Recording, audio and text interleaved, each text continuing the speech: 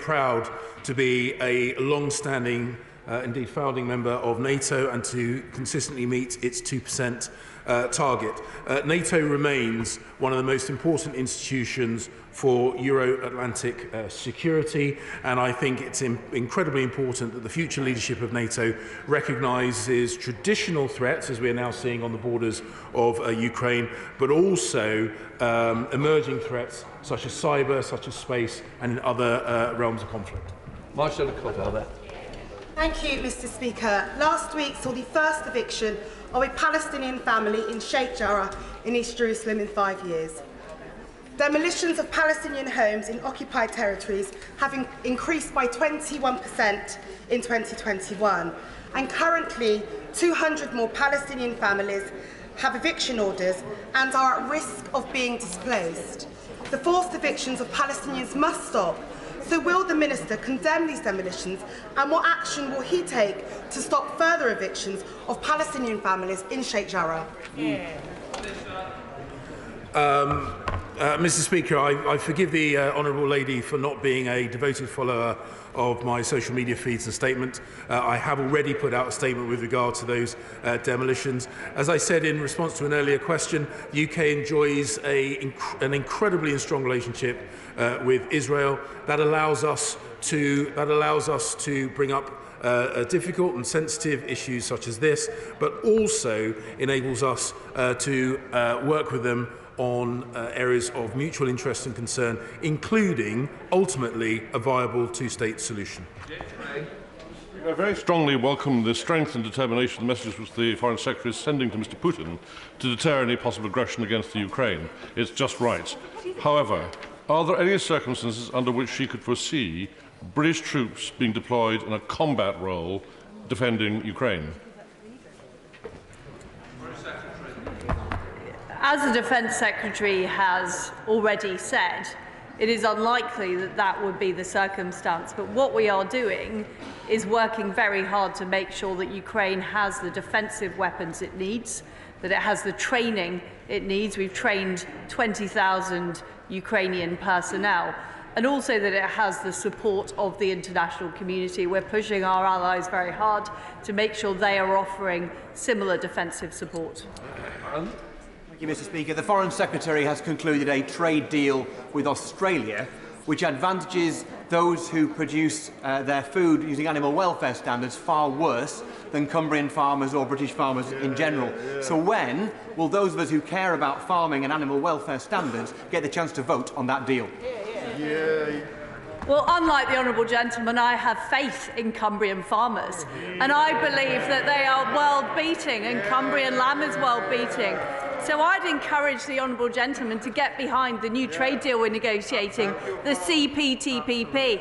Why doesn't he go out to the Asia-Pacific region and actually promote his farmers rather than talking them down in the House of Commons?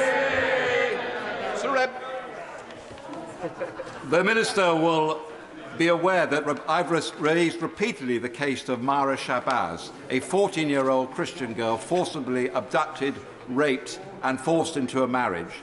Will the Minister assure me that, given that we give hundreds of millions of pounds in aid to Pakistan, that we are insisting this aid is contingent on reform of the blasphemy laws and making sure that there are no forced conversions in that country?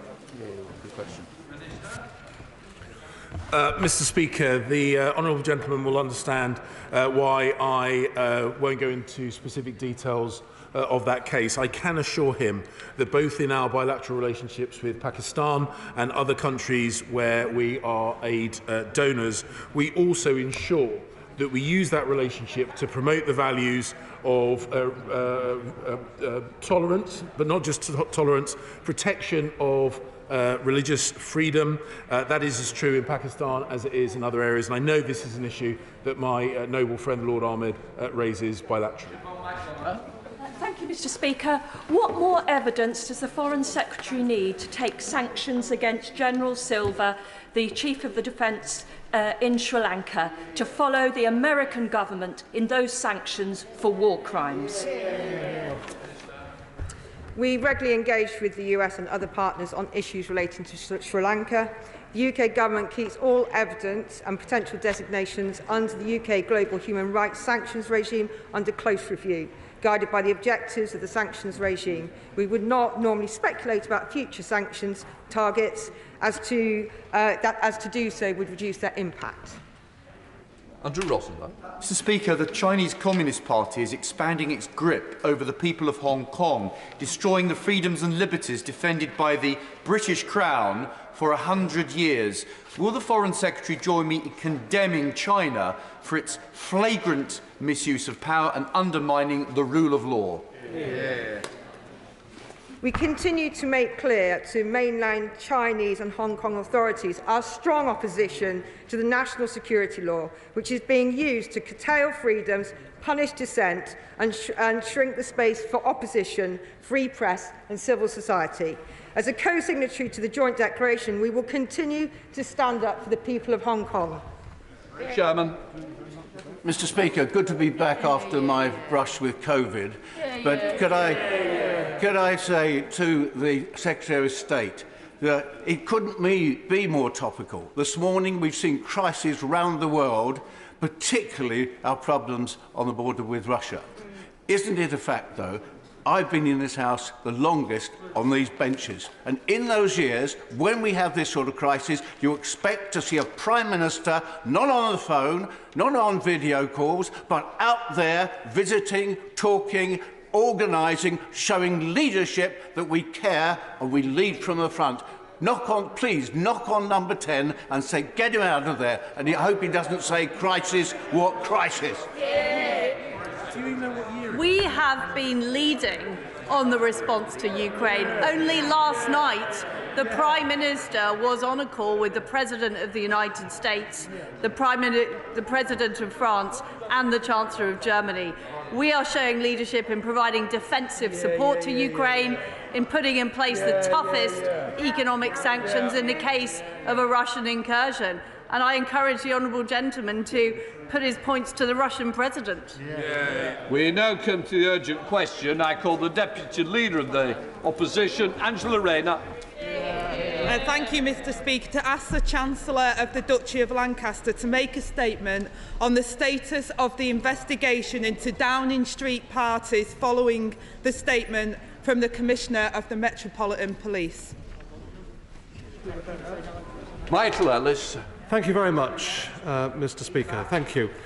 Mr. Speaker, as the House will be aware, earlier today the Commissioner of the Metropolitan Police confirmed that the Metropolitan Police Service will be investigating alleged breaches of COVID-19 regulations within government. This is a matter for the police, and the House will understand that I'm not in a position to comment on the nature or content of the police investigation. Mr. Speaker, I have previously made clear from this dispatch box that the government recognises, and I recognise, the public anxiety and indignation that it appears as though the people who have been setting the rules may not have been following the rules. And I would like to repeat that sentiment today. And this is why the Prime Minister asked for a Cabinet Office investigation to take place. The terms of reference for that investigation, led by the Second Permanent Secretary at the Cabinet Office and the Department for Levelling Up Housing and Communities, Sue Gray, have been published and laid in the library of this House. Those terms made clear that, as with all internal investigations, Mr. Speaker, if during the course of the work any evidence emerges of behaviour that is potentially a criminal offence, the matter will be referred to the police and the Cabinet Office's work may be paused. Mr. Speaker, as the House would expect, there is ongoing contact between the Cabinet Office investigation and the Metropolitan Police Service. However, the Cabinet Office investigation will continue its work. I would urge the House to wait for the findings of that investigation and for the police to conclude their work. That is important to allow the work to take place unimpeded and to protect the rights of all involved. Mr. Speaker, I must emphasise that matters relating to adherence of the law are properly a matter for the police to investigate, and the Cabinet Office will liaise with them as appropriate. Finally, Mr. Speaker, I can confirm that the findings of the investigation will be provided to this Honourable House and made public. Mr. Speaker, the House will understand that there is a limit to what I can say, given this is an ongoing investigation. I also cannot comment on what is now an ongoing police investigation, and therefore I ask that members of the House let the investigation run its course and do not preempt its conclusions. Angela Rayner. Mr. Speaker, thank you for granting this urgent question. And well, all too soon, the Minister and I find ourselves here once again, rather than dealing with the cost of living crisis impacting on families, we're talking about scandals in Downing Street again. And the members opposite can chunter from their positions, but they're allowing this to happen, Mr. Speaker. 2 months now, Cabinet Ministers have been working hard to make Sue Gray the most famous woman in Britain. In response to every question asked about the poor conduct, bad behaviour and rule-breaking culture that this government has overseen, the ministers have repeatedly told us Sue Gray is the answer. Now there's a police investigation, and the terms of reference for Sue Gray set by the Prime Minister himself are clear.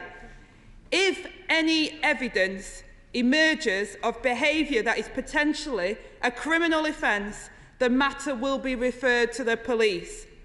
So it seems, Mr. Speaker, potential criminality has been found in Downing Street. What a truly damning reflection on our nation's very highest office. So I ask the Minister, given this morning's announcement, when will the Sue Gray report finally be published? Can he assure the House that the Sue Gray report will be published in full, not just the summary, and will the accompanying evidence be provided? And can he clarify for the House what Sue Gray and her team will be doing whilst the police conduct their investigation? Can the Minister confirm whether the decision to delay the publication of the Sue Gray report was made by the Metropolitan Police or the government? Given this government's record, Mr. Speaker, on lost phones, missing messages and minutes, can he assure the House that all evidence from the Gray inquiry will be properly held by the Cabinet Office? Can he clarify if the Chancellor, as a resident of Downing Street, is cooperating fully with the Gray inquiry and if the police investigation, and has he been interviewed? Just weeks ago, Mr. Speaker, the Prime Minister told this House there was no party. How does the Paymaster General explain that? I know across the country people know enough. They have made up their minds about the Prime Minister, so when will his party catch up? Well, Mr. Speaker, I will agree with her first point. Her first point was, why aren't we talking about cost of living? Well, the Prime Minister right now is working on cost of living. He's working on Russia, Ukraine. He is doing those jobs, and the Prime Minister is focused on those areas. Mr. Speaker, I think she also, in her second point, forgets that the word potentially was used. The reality of the matter is that the fact that the police are investigating the matter does not draw any conclusions. If she looks at the statement issued by the Metropolitan Police Commissioner, Cressida Dick, she has said that, stressed the fact that the Met is investigating does not mean that it will necessarily result in fixed penalty notices in every instance and to every person involved. So potentially is a key and operative word, and she wants to jump to conclusions, but she asks about the details of the investigation. Those are, of course, matters for the Cabinet Office and matters for the police. They're not details of which I would be informed. I wouldn't expect to be informed because the police have independent operational assessment of matters that are before them, and they will conduct the matter as they see fit. Sir Edward Lee. When Europe stands on the brink of war and there is a cost of living crisis, can we please have a sense of proportion over the Prime Minister being given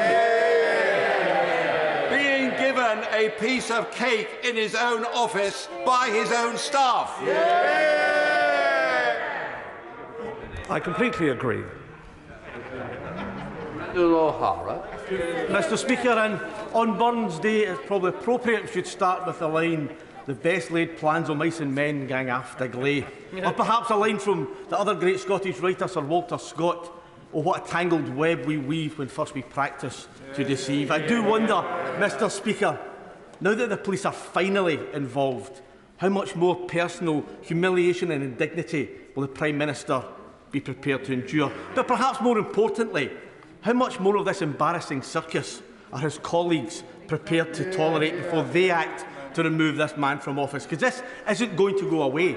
This wound is not going to heal miraculously by itself, and I'm sure we all know there's an awful lot more still to come out. So can I ask the Minister, at any time, has anyone from the Sugri inquiry contacted the Metropolitan Police? When did the Cabinet Office first learn of this police investigation? When does he now expect the Sugri report to be delivered? And finally, can he assure this House that when it is delivered, that it will be delivered in full, will be open and will be completely transparent for every member of this House to access? Well, he asks me questions about the police investigation, and I have no knowledge about that, and nor would I expect or should I have knowledge about it. And he asks about the publication, and I have already indicated that the findings of the investigation will be published. Carper. Thank you very much, Mr. Speaker. Can I ask the Paymaster General, I accept he may not be able to answer this question now, but can he assure the House that he will keep, either he or other ministers will keep the House posted about whether the Prime Minister is going to be interviewed by the Metropolitan Police either as a witness or as a potential suspect in this criminal investigation? Well, I thank him for his question, but of course the police will conduct the investigation, as they do in any case, entirely at their own discretion, and I would not expect to be informed about that, nor would the House expect me to be. Maria Riedel. There have been newspaper reports of Downing Street staff being told to delete evidence of parties from their phones, and staff fearing to give evidence to the Sue Gray inquiry for fear that the PM will see it and there'll later be recriminations. So now that there's a police investigation, will the Paymaster General make it clear throughout Whitehall that all evidence must be given to the police, and will he undertake to publish the report and evidence so that we can all see at the end of this affair that it has been done? Well, I think one can draw a conclusion, if I may say so, from the fact that the Cabinet Office, in their liaison with the Metropolitan Police, have, according to the Metropolitan Police Commissioner, satisfied her that an investigation should take place, and that should give comfort to those who might otherwise doubt the investigation, that it is a proper and due process investigation. And as in all cases where due process should be followed in the interests of fairness, it would not be appropriate to presuppose any result of a police investigation, or for that matter, of an independent Cabinet Office investigation. And as I've already said, I would expect the findings to be published in due course. Shelley's Farmer. Thank you, Mr. Speaker. Would my right honourable friend agree with me that it is a long-standing convention in this House that when there are independent inquiries and investigations, they are allowed to run their course and prejudgments aren't made in this House? Given that is the case, and it would be advisable that that convention be carried on, would my right honourable friend also agree with me that we really do need to concentrate on matters that really affect our constituents on a day-to-day basis, cost of living, energy prices and so on, as well as the fact that there are 100,000 Russian troops on the Ukrainian border, which threatens global instability? He makes a powerful point about the pressing international situation, particularly as regards Ukraine and Russia. And I know the Prime Minister is focused on that matter. I also understand the anxiety and indignation of many who are frustrated by the reports that have been emanating over a course of many weeks about alleged gatherings in the Downing Street area.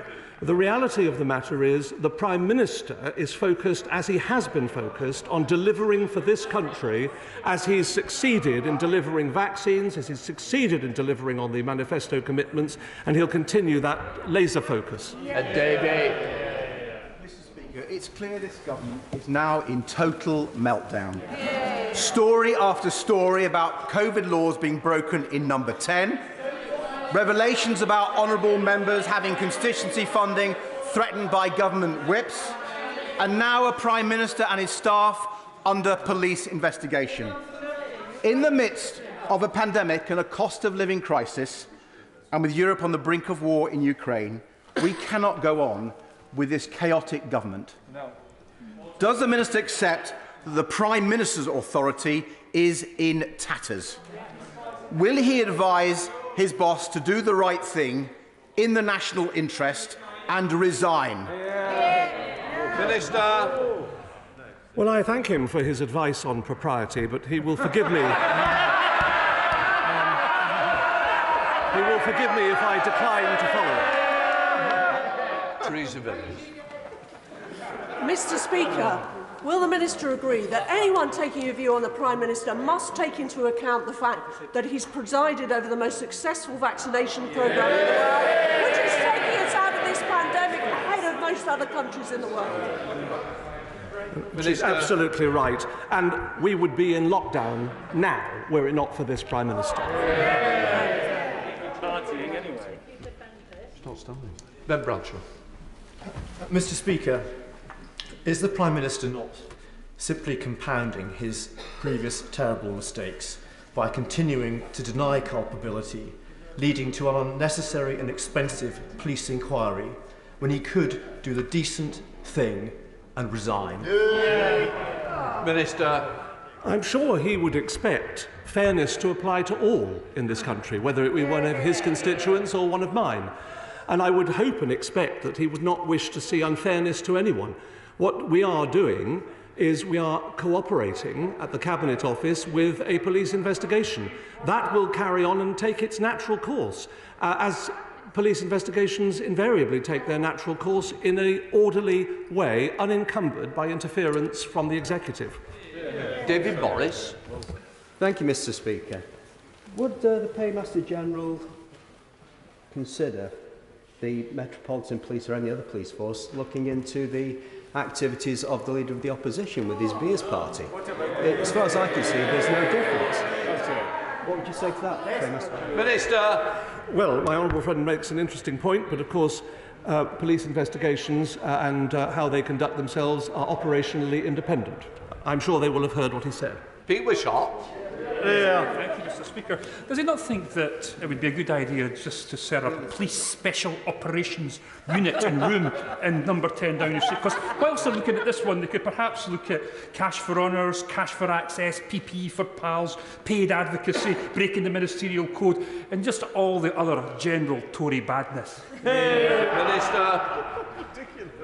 Well, I have to say, a quick Google analysis of the SNP would not be particularly edifying.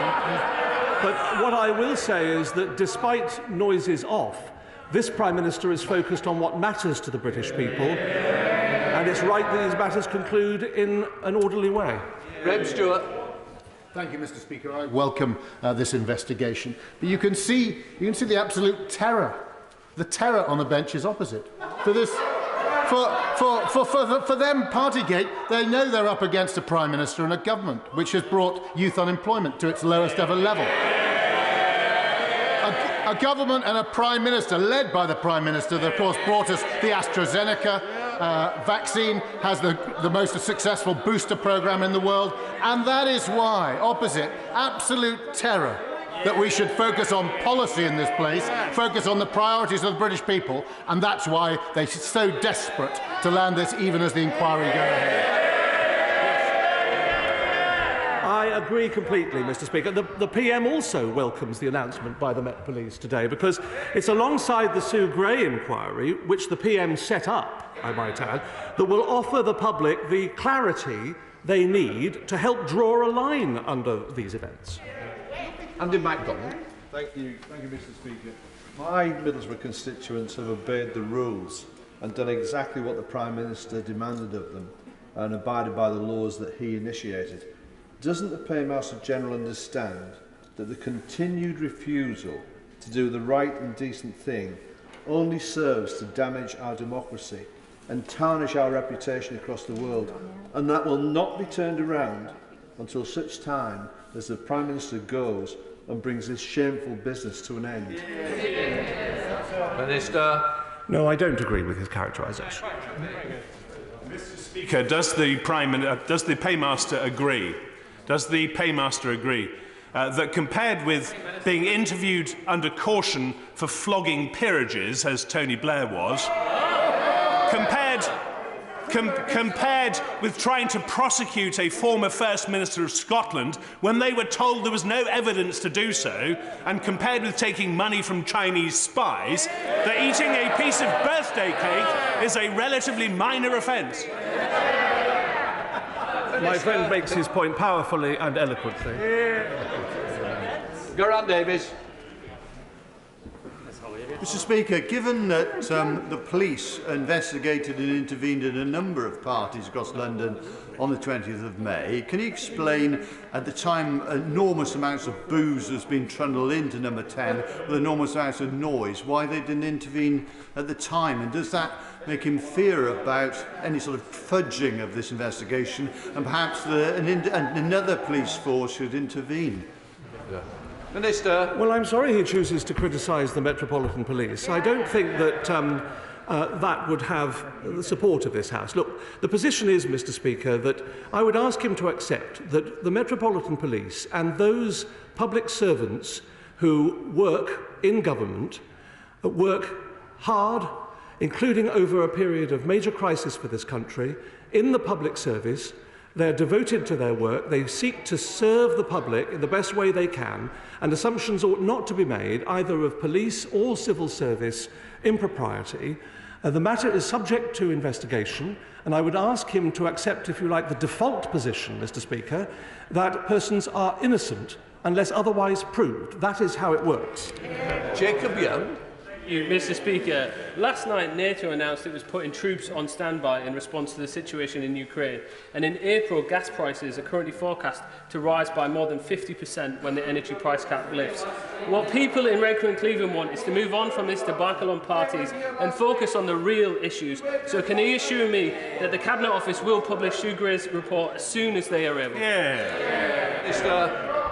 I completely agree with his position, and I would say that the report of Sue Gray will be published, the findings of that report, as soon as they are available.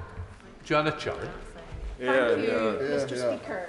The Right Honourable Member for Gainsborough invited us to have a sense of proportion in relation to this matter.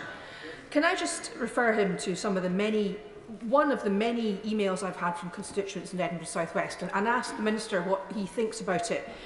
This constituent said to me, if I hadn't followed the COVID restrictions like the Prime Minister, I would have driven to Norfolk to see my mum after she broke her leg and had to stay in a nursing home. I would have been able to go south to prepare her house. I could have helped cook and clean for her while we found suitable local carers. I could have sung her a happy birthday from the hospital grounds while she recovered from the COVID she caught from a carer. And I could have been with her when she died a few days later, 82 and alone in a ward of strangers. What should I say to my constituent? Should I tell him to have a sense of proportion? Apologise to him and all the other people across the United Kingdom who kept the rules when the Prime Minister and his mates didn't. Minister. I would invite her to offer to her constituent my abject sorrow and condolences for his loss. There is nothing that I can say to bring back that loss, but what I can say is that the Prime Minister in his exercise of his functions over the course of this pandemic, has brought this country out of a dire situation into a situation now where we are leading the world in our arrangements around the pandemic, and where the Prime Minister will continue to focus on those priorities. Philip Hoddebell. Could I welcome the Metropolitan Police inquiry and express surprise that it wasn't announced earlier? In his previous role as Attorney General, the Paymaster General will be more familiar than most with the COVID-19 regulations and the fixed penalty notices that have been issued. Can he confirm that they are summary offences, normally investigated within 6 months, and that the burden of proof is beyond reasonable doubt? Minister. Well, I'm grateful to my honourable friend for his question.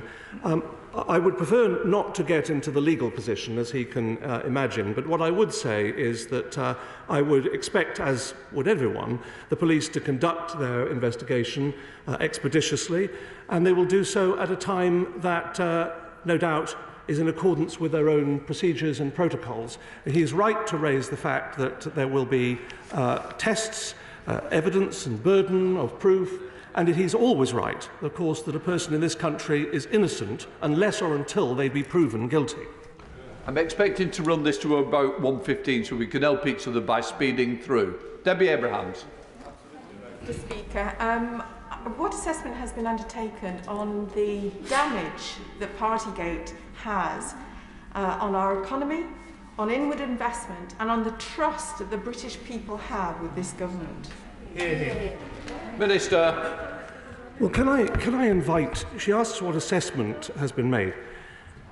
Can I invite the House to note that this Prime Minister held a cabinet meeting the day after his own mother died, that he was working just weeks after he himself had been released from intensive care in hospital, that he has led the world on AstraZeneca, on vaccine availability, and we would still be in a lockdown situation if it were not for him.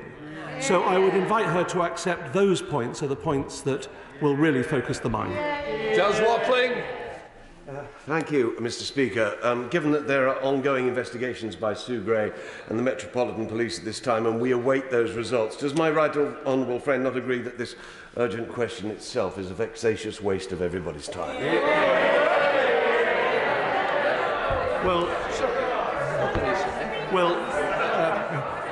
The allowance of urgent questions are a matter... Can I just say to the Minister, I'm sure he's not going to question my judgment because I'm the person that grants them, and I'm sure he'd like to withdraw that step. And it does need answering. Mr. Speaker, at your behest, I withdraw the question. Absolutely. Right, Alison Thewlis. Thank you very much, Mr. Speaker. One of my constituents, Billie Jean, was in touch. Billie Jean was in university accommodation during the pandemic and was fined £100 for having a gathering of 11 people during that pandemic. Billie Jean says that while they were being fined and disciplined by their university, the Prime Minister was living a lush life of champagne and party nibbles. Would the Minister like to apologise to my constituents and everybody else for having done one thing in Downing Street while people in the world outside have done quite another? No, her constituent would either, in order to have been fined, would either have had to admit wrongdoing or been found guilty in a court of law on the evidence before that court. So the situation is completely different. No such state of affairs exists as far as number 10 is concerned to the Prime Minister. Stu Anderson. Thank you, Mr. Speaker. I fought in bloody conflicts in Europe, and at the moment we're seeing hundreds of thousands of Russian troops on the Ukrainian border, what could see the bloodiest conflict for generations. We're wasting time here, and every time Sorry, Mr. Speaker.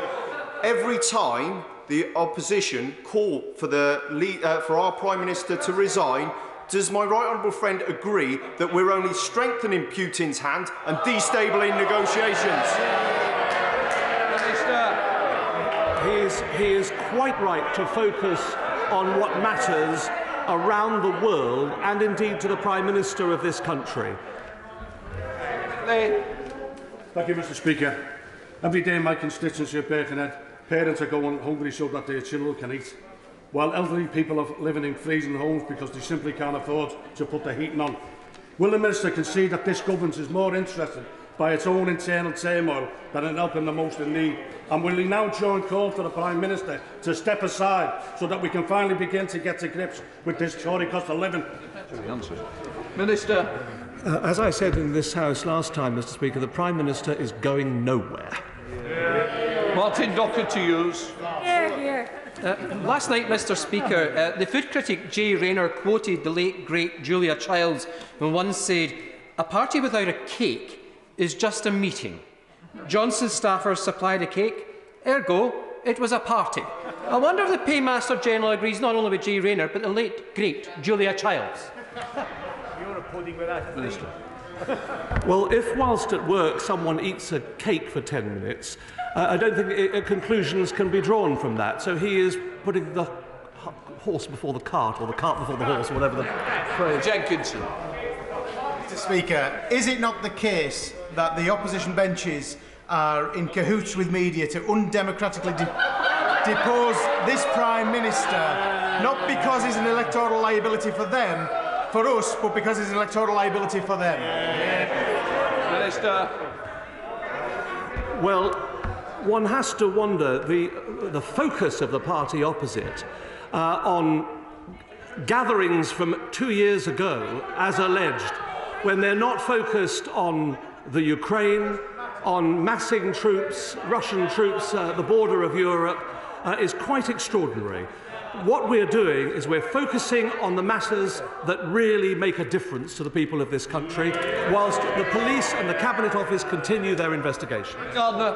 What an insult. Given that it has taken 6 weeks since the Mirror first broke the story of parties in Downing Street to have a police inquiry, what consideration has the government given to appointing Pippa Crerar as the Commissioner of the Metropolitan Police?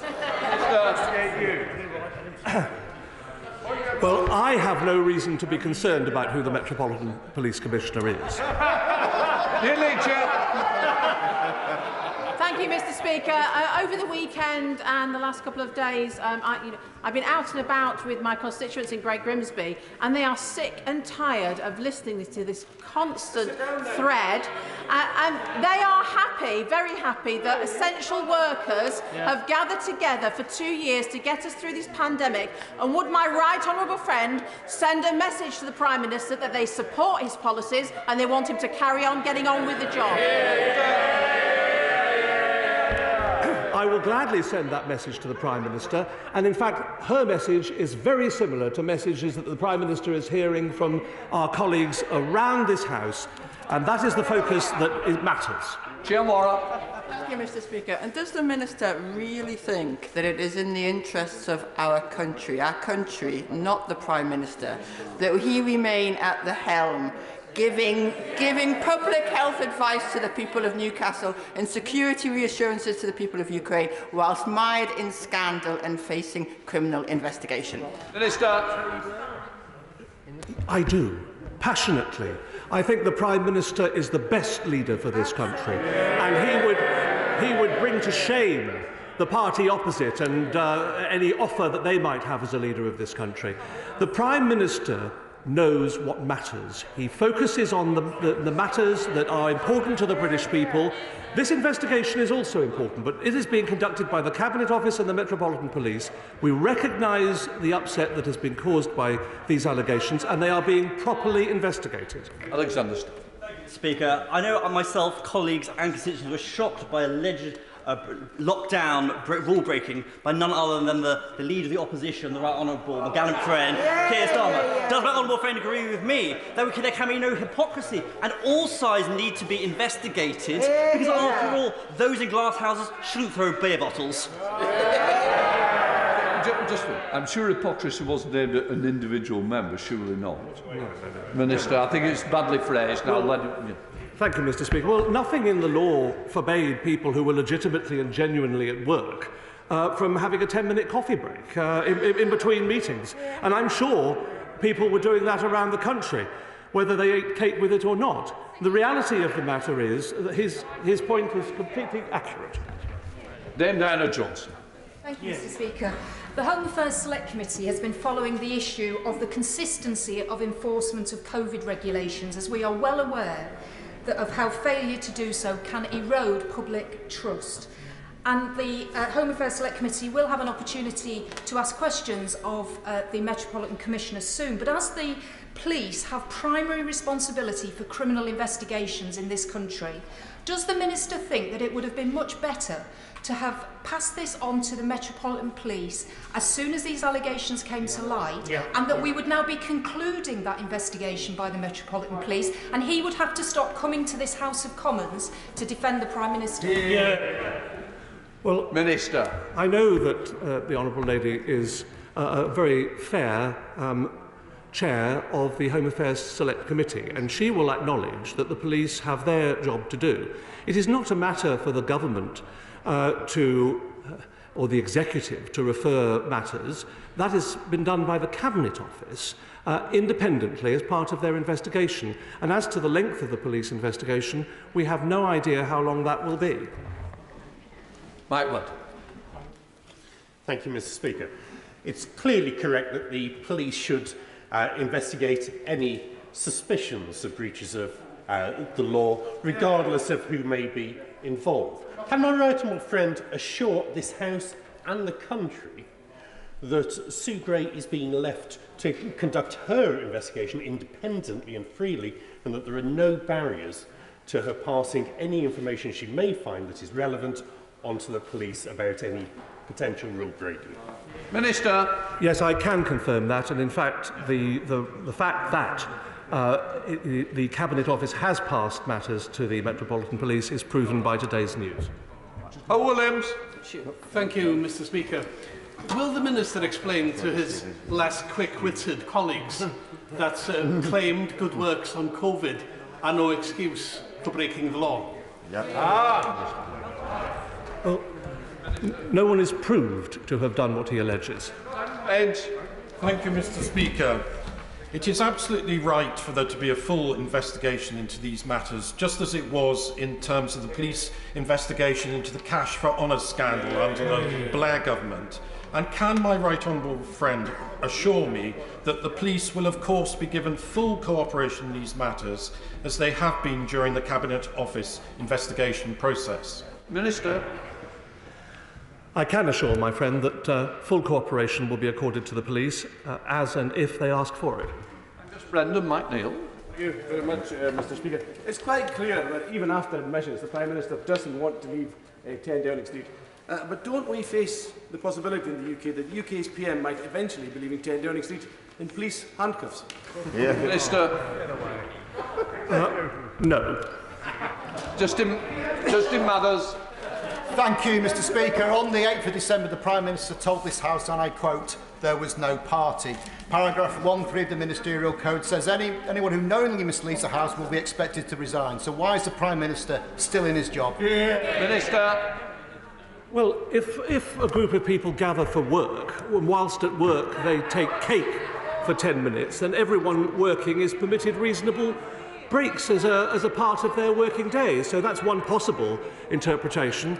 10 minutes of eating cake and wishing someone a happy birthday would not a party make. But it is a matter for police investigation, and that is now what's happening. Shannon. Thank you, Mr. Speaker. I thank the Paymaster General for his response to the questions. Each day it now does seem to feel like there are new reports of a suspected lockdown breach. I am pleased, however, that investigations are underway by the Met Police. Can the Paymaster General confirm that any and all findings from these investigations will be disclosed to the media for public reassurance, and that this will be the case for all potential reports of breaches that may yet come before Sue Gray's investigations are included, and that justice will be done? Thank Minister. I can assure him that the findings of Sue Gray's report will be put before this House. Alex Davis. Thank you, Mr. Speaker. Once again, the Paymaster General has been forced to come to the dispatch box to defend the indefensible, and no one is buying it.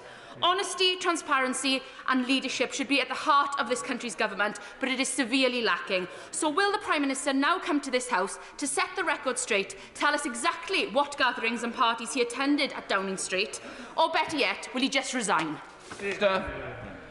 Well, I know she wishes to make political points, Mr. Speaker, but and it's kind of her to focus on my comfort, but I'm not forced to do anything. I'm here because I know the Prime Minister is entitled to the same justice as anyone else.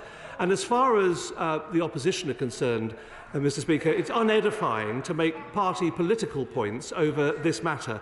The focus of this government is on the primary concerns, which are cost of living, employment, the economy, the situation in Ukraine and Russia, whilst the Police and Cabinet Office conclude their investigation.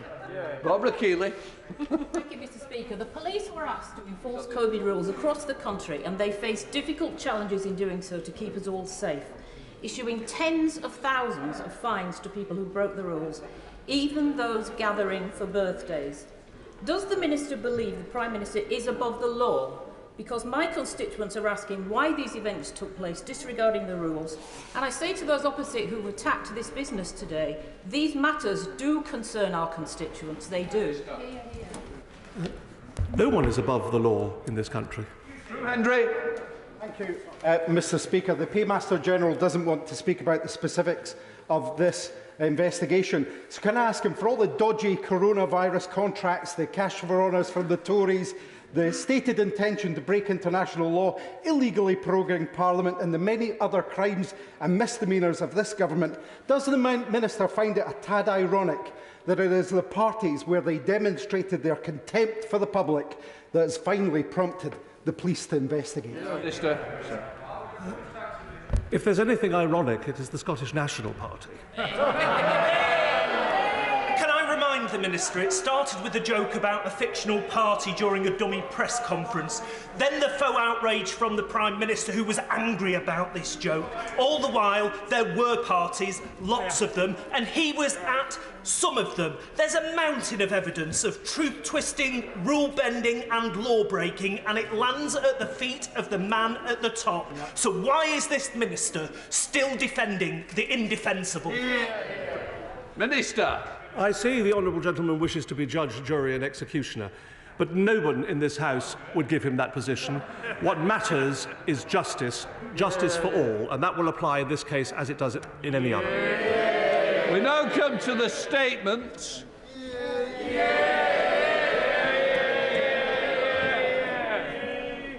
I now call the Prime Minister. Prime Minister. Thank you, Mr. Speaker. Mr. Speaker, a few weeks ago, I commissioned an independent inquiry into a series of events in Downing Street and the Cabinet Office, as well as some other Whitehall departments that may have constituted potential breaches of the COVID regulations. That process has quite properly involved sharing information continuously with the Metropolitan Police, so I welcome the Met's decision to conduct its own investigation, because I believe this will help to give the public the clarity it needs and help to draw a line under matters. But I want to reassure the House, Mr. Speaker, and the country that I and the whole government are focused 100% on dealing with the people's priorities, including the UK's leading role in protecting freedom around the world. And with permission, I will make a statement about the United Kingdom's response to the situation in Ukraine. This winter, we've witnessed a spectacle that we hope to be banished from our continent. A large and powerful country massing troops and tanks on the border of a neighbour with the obvious threat of invading. Russia has, of course, already attacked Ukraine, illegally annexing 10,000 square miles of her territory in 2014, igniting a war in the Donbass region, and Ukraine has scarcely known a day of peace ever since.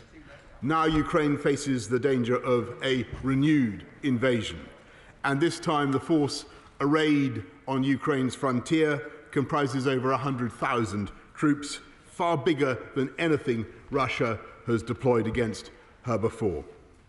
If the worst happens and the destructive firepower of the Russian army were to engulf Ukraine's towns and cities, I shudder to contemplate the tragedy that would ensue. Ukrainians have every moral and legal right to defend their country, and I believe their resistance would be dogged and tenacious, and the bloodshed comparable to the First War in Chechnya or Bosnia, Mr. Speaker, or any other conflict that Europe has endured since 1945. No one would gain from such a catastrophe. Russia would create a wasteland in a country which, as she continuously reminds us, is composed of fellow Slavs, and Russia would never be able to call it peace. For months, Britain has worked in lockstep with the United States and our allies across Europe to avoid such a disaster. We've sought to combine dialogue with deterrence, emphasising how a united Western alliance would exact a forbidding price for any Russian incursion into Ukraine, including by imposing heavy economic sanctions. And at the same time, we stand ready, as we always have, to address any legitimate Russian concerns through honest diplomacy. On the 13th of December, I spoke to President Putin, and I stressed that NATO had no thought of encircling or otherwise threatening his country, and that Russia enjoyed as much right as any other state to live in peace and security.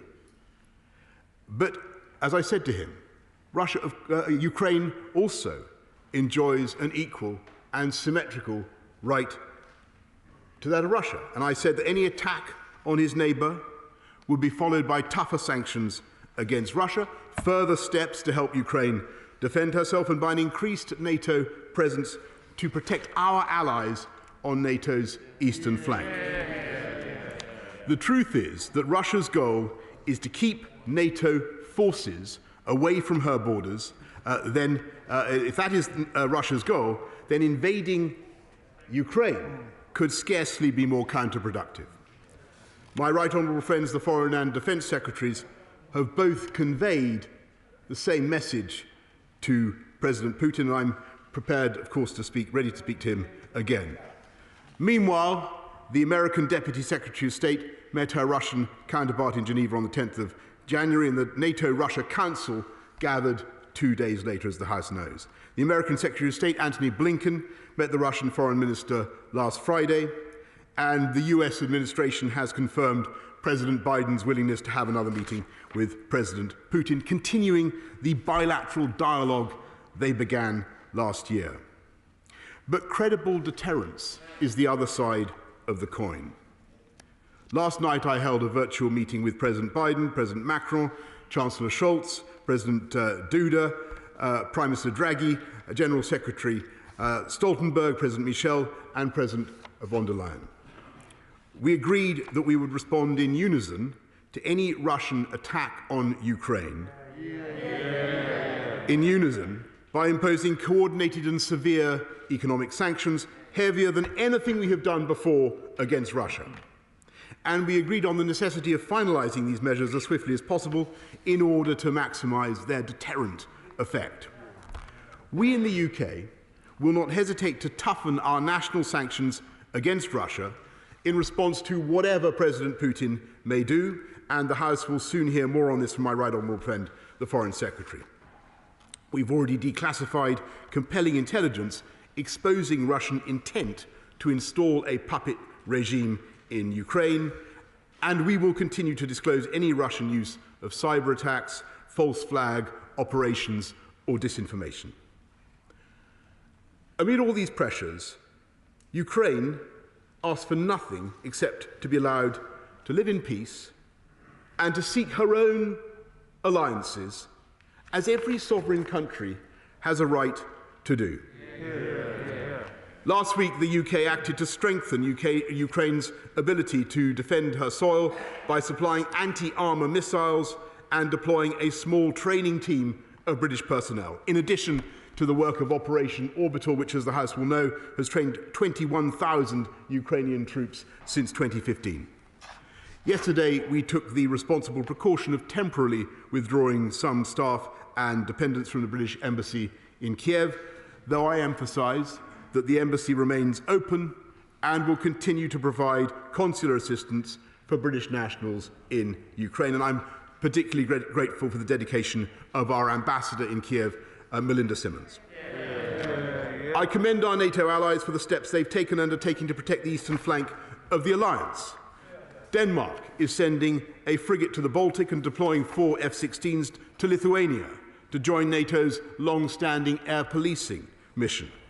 France has expressed its readiness to send troops to Romania under NATO command. And the United States has raised the alert level of 8,500 combat troops, preparing to deploy them in Europe at short notice. The British Army leads the NATO battle group in Estonia, and if Russia invades Ukraine, we would look to contribute to any new NATO deployments to protect our allies in Europe. In every contact with Russia, the UK and our allies have stressed our unity and our adherence to vital points of principle. We cannot bargain away the vision of a Europe whole and free that emerged in those amazing years from 1989 to 1991, healing the division of our continent by the Iron Curtain. We will not reopen that divide by agreeing to overturn the European security order because Russia has placed a gun to Ukraine's head. Nor can we accept the doctrine implicit in Russian proposals that all states are sovereign, but some are more sovereign than others. The draft treaty published by Russia in December would divide our continent once again between free nations and countries whose foreign and defence policies are explicitly constrained by the Kremlin in ways that Russia would never accept for herself. More than half of Europe, including a dozen or more members of NATO and of the European Union, would be only partially sovereign and required to seek the Kremlin's approval before inviting any military personnel from NATO countries onto their soil. The Czech Republic, at the very heart of Europe, hundreds of miles from Russia, would have to ask the Kremlin for permission if she wanted to invite a company of German infantry to join an exercise or even to help with flood defences. There is nothing new about large and powerful nations using the threat of brute force to terrify reasonable people into giving way to otherwise completely unacceptable demands. But if President Putin were to choose the path of bloodshed and destruction, he must realise that it would be both tragic and futile. And nor should we allow him to believe that he could easily take some smaller portion of Ukraine to salami slice because the resistance will be ferocious. Anyone who has been to Kiev, as I have, and stood by the Wall of Remembrance, studied the portraits of nearly 4,500 Ukrainians who've died in defence of their country since 2014. The total death toll stands in excess of 14,000. Anyone who's been there will know that the Ukrainians are determined to fight and have become steadily more skilled at guerrilla warfare. And if Russia pursues this path, many Russian mothers' sons will not be coming home. And the response in the international community would be the same, and the pain that will be inflicted on the Russian economy will be the same. When I spoke to President Putin, I also reminded him that at crucial moments in history, Britain and Russia have stood together. The only reason why both our countries are permanent members of the UN Security Council is because of the heroism of Soviet soldiers in the struggle against fascism, side by side with ourselves. I believe that all of Russia's fears could yet be allayed, and we could find a path to mutual security through patient and principled diplomacy, provided that President Putin avoids the trap of starting a terrible war. And, Mr. Speaker, a war that I believe would earn and would deserve the condemnation of history, and I commend this statement to the House. We now come to the Leader of the Opposition, Keir Starmer. Thank you, Mr. Speaker, and can I thank the Prime Minister for advance sight of his statement. And I'm grateful to the Defence Secretary for keeping the opposition informed of developments throughout the crisis. When the Soviet Union collapsed, Britain, Russia and the United States made a solemn agreement with Ukraine. In exchange for giving up nuclear powers and weapons, Ukraine's security was to be guaranteed and its independence would be respected. Ukraine has kept its end of the deal. President Putin has not. His Russia has annexed Crimea, supported separatist conflict in Donbass, and now massed over 100,000 troops on Ukraine's borders. These are repeated and unjustifiable acts of aggression. So Labour stands resolute in our support of Ukraine's sovereignty, independence and territorial integrity. And that was made clear when our Shadow Foreign Secretary and Shadow Defence Secretary visited Kiev a fortnight ago, and I made it clear to the Ukrainian ambassador when I met him last week. This isn't just a local dispute on the other side of the continent. It's an attempt by President Putin to turn back the clock, to re-establish Russian force as a means of dominance over parts of Eastern Europe. And it's a direct threat to the anti-imperialist principle that sovereign nations are free to choose their own allies and choose their own way of life. That is why it is crucial that we in this House are united in opposing Russian aggression. So let me be clear. The Labour Party supports the steps that the government has taken to bolster Ukraine's ability to defend itself. We support international efforts to deter Russia from further aggression and the vital diplomatic efforts to de-escalate the situation. Can the Prime Minister assure the House that during talks, the UK and our partners will be resolute in our defence of Ukraine's sovereignty and the security of our NATO allies? For too long, the implicit message to Moscow has been that President Putin can do what he likes and the West will do little to respond. We must now change course and show Russia that any further aggression will result in severe real-world consequences. For Britain and our allies, that will mean taking tough decisions. That won't be easy. Widespread and hard-hitting sanctions must include cutting Russia's access to the international financial system. Europe's over-reliance on Russian energy supplies is well documented, and it simply must be addressed. And in Britain, we have failed to rid our economic and political systems of the ill-gotten money used to support the Putin regime.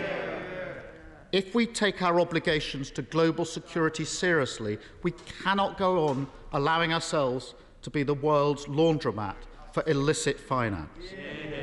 Labour has a 4-point plan. Really? First, reform Companies House to crack down on shell companies. Second, a register of overseas entities to lift the veil on who owns property and assets in the UK. Thirdly, tougher regulation on political donations. And finally, implement the recommendations of the cross-party Russia support to bolster national security. So I ask, will the Prime Minister support these measures to rid the UK of the loot of the corrupt Russian elite? We cannot stand up to Russian aggression abroad while facilitating Russian corruption at home. After the chemical attacks in Salisbury, after the annexation of Crimea, and now the threat of invasion in Ukraine, it's time to send a simple, clear and united message. We support Ukraine's sovereign right to choose her own destiny. We will stand with the Ukrainian people in the face of President Putin's threats. His aggression will come at a high price for himself and his regime. Thank you, Mr. Speaker. Prime Minister. Well, Mr. Speaker, I thank the right honourable gentleman, and I must say that I'm very glad that he supports the sovereignty and territorial integrity of Ukraine. And he's right to ask about the assurances that this country has given to Ukraine. And I must say that I have repeatedly told Volodymyr Zelensky, as I told his predecessor, Petro Poroshenko, many times, we stand foursquare behind the independence and sovereignty of Ukraine, Mr. Speaker, and we always will. And we have a hard-hitting package of sanctions ready to go. What I think it would be fair to say is we want to see our European friends ready to deploy that package as soon as there should be any incursion at all by Russia into Ukraine. He asks about what we're doing to track down Russian money in this country and in this city. As he knows, we're bringing forward measures for a register of beneficial interest, Mr. Speaker, but I don't think there's any country in the world that has taken tougher action against the Putin regime. It was this government that brought in Magnitsky sanctions against all those involved in the poisoning of Alexei Navalny, Mr. Speaker, and it was this government that got the world together, got 28 countries together to protest against the poisoning that took place in Salisbury, and the world responded to that British lead, Mr. Speaker, by collectively expelling 153 diplomats around the world. And what I can tell him, Mr. Speaker, and I'm grateful to him for the general tenor of his intervention and for the support that he is giving to NATO, belated though it may be from the benches opposite. But I'm grateful for it. I'm grateful for it now, Mr. Speaker. And what I can tell him now, Mr. Speaker,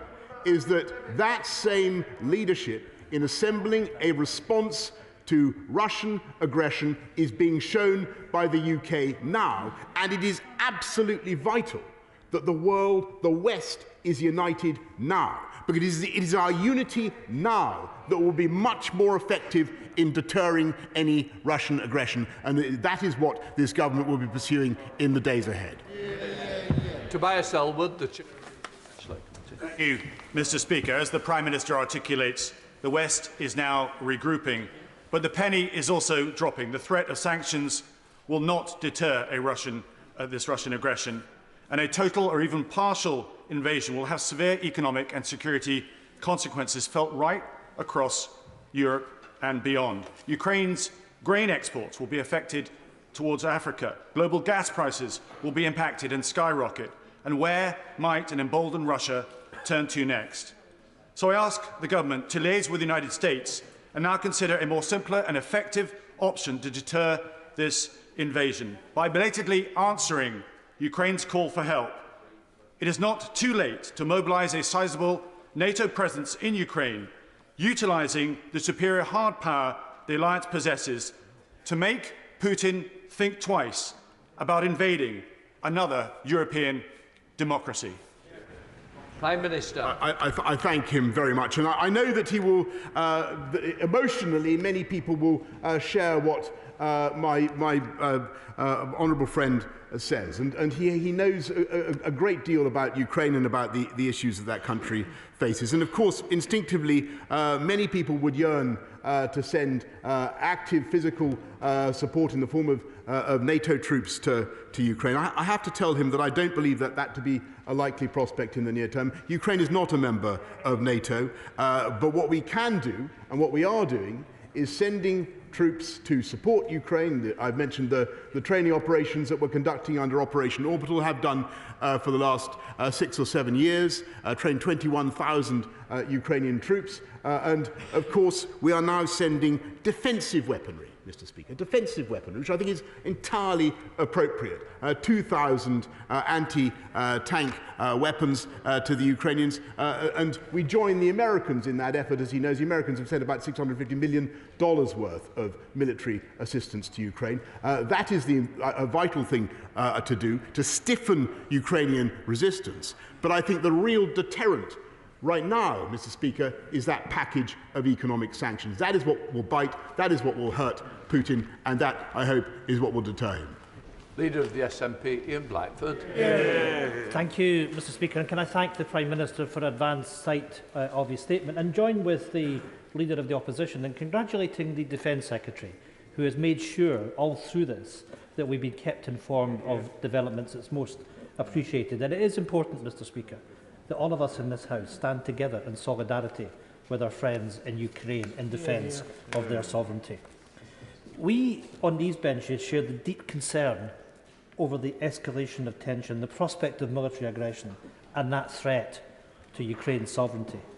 Russia's actions in recent weeks and months of amassing troops, tanks and heavy military equipment near the border of Ukraine are unacceptable. We continue to support, above all, measures to resolve the crisis through diplomacy. So will the Prime Minister provide reassurance that work to deliver a peaceful and diplomatic outcome remains this government's main priority? the threat of bloodshed on European soil is what's at stake. As we stand with the people of Ukraine and understand the fears and concerns of Ukrainians across these islands, many of them who live in the UK but have family in Ukraine, the bedrock of NATO as a defensive alliance remains the solidarity between its member states, and it is clear that we need that united alliance. It is becoming increasingly apparent that should an incursion occur, what will be required is a tougher package of sanctions that are robust and that have real measurable impact. We on these benches have called for coordinated economic sanctions against the Putin regime and the banning of Russia from the SWIFT banking system. Can this be confirmed as being on the table today? These measures must also include tougher action on Russian money laundering and include action by the Treasury to tackle the ongoing and improper use of Scottish limited partnerships, which have been used to funnel millions of pounds in dirty money. Without this, our credibility lessens. And let me say to the Prime Minister, when he raised the issue of Majinski, it was cross-party support that led to these sanctions. And he may well remember the meeting that I had with him when he was Foreign Secretary to make sure that we work collectively to deal with those threats. So, will the Prime Minister also commit to introduce a transparent system of company registration and proper reform of Companies House? Meanwhile, we all stand solidly with the people of Ukraine and urge the government to continue efforts for diplomacy as long as that is possible. Minister. Again, Mr. Speaker, I'd like to thank the right honourable gentleman to echo many of his sentiments, and he's completely right to say that we should pursue every possible diplomatic avenue in every appropriate forum, Mr. Speaker, whether it's the NATO-Russia Council, the UN, the OSCE, the G7, the Normandy format. We must follow every avenue. He's right to press on what we're doing to track dirty Russian money, for want of a better expression. That's why we have the unexplained wealth orders, and that's why we're bringing in measures to have a register of beneficial interests. He asks about SWIFT and financial transactions across the world, and there is no doubt that that would be a very potent weapon. I'm afraid it can only really be deployed with the assistance of the United States, though we are in discussions about that. I think the House needs to understand that one of the big issues that we all face in dealing with Ukraine and in dealing with Russia is the heavy dependence of our European friends in particular on Russian gas. And it was clear in the conversations last night that in this era of high gas prices, we are bumping up against that reality. So the job of our diplomacy now is to persuade and encourage our friends to go as far as they can to sort this out and to come up with a tough package of economic sanctions, because that is what the situation requires. Chair of the Select Committee, Tom Tugendhat for Foreign Affairs. Mr. Speaker, my right honourable friend will remember when he was Foreign Secretary, the Foreign Affairs Committee published a report entitled Moscow's Gold about dirty Russian money flowing through our system, and the call for us to have various registers of not only ownership but also foreign agents operating within our system. We've had a reminder only a week ago of why this is so important. Would he tell me what he is doing to work with partners across Europe to make sure that we stand together and do not just act as a voice outside the Kremlin, but make sure that Putin's acolytes who have profited from his kleptocratic regime act as voices inside the Kremlin, telling Putin what he is risking, because the impressive work that the Defence Secretary has done in helping to support our Ukrainian friends could be undermined if the Kremlin doesn't listen to the very real danger that it faces today. Well, Prime Minister. Mr. Speaker, it is absolutely right that the best way to get attention in the Kremlin and in Moscow generally is to have sanctions that are directed at the individual, like Magnitsky sanctions, for instance. But that is what we will be coming forward with, as well as sanctions that are directed at companies, Mr. Speaker, that are of crucial strategic Russian interest. Chris Brown. Thank you, Mr. Speaker. In Kiev and Kramatorsk last week, we met politicians and community leaders who will not only be worrying for the future of their country, but will be worrying for they'll be fearful for their own lives. And I've been arguing for a very long time that the arguments that President Putin uses about Russian speakers in Ukraine are exactly the same as Adolf Hitler advanced over the Sudeten Germans in Czechoslovakia in the 1930s. I agree with the chair of the Foreign Affairs Committee that we do need to see full implementation of the Moscow Gold report. I'm sure there will be other sanctions coming. I don't quite understand why we've only sanctioned 25% of the people that the American government have already sanctioned. But this House will stand ready alongside the Prime Minister if he needs to introduce further legislation, for instance, to seize Russian assets in the UK and to make sure that the unexplained wealth orders, which have only worked in 3 cases in the last 4 years, actually have an effect. We stand ready to stand by the Ukrainian people. Prime Minister. I thank him very much, and I think he's completely right in what he says. His analysis of Russian, certainly of Putin's intentions towards Ukraine. I'm sure he's read the 5,000-word essay by Vladimir Putin about Ukraine and the origins of Russia. It's clear what his psychological, what his emotional, the wellsprings of his thinking are. On sanctions, I'm grateful for what he says. We're bringing forward, as he knows, a statutory instrument greatly to toughen up the package of our ability to sanction people, and I hope he will support it. Dr. Julian Lewis. Thank you, Mr. Speaker. President Putin hasn't even waited for the gas to start flowing through the Nord Stream 2 pipeline before exploiting the stranglehold that has been building on the German economy. My right honourable friend has already indicated that it may be difficult for Germany to impose severe sanctions against Russia if this invasion goes ahead. So does he not agree with me that it is vital from our security's point of view that anyone with strong Russian or communist Chinese links should be kept well away from our own critical national infrastructure? Prime Minister.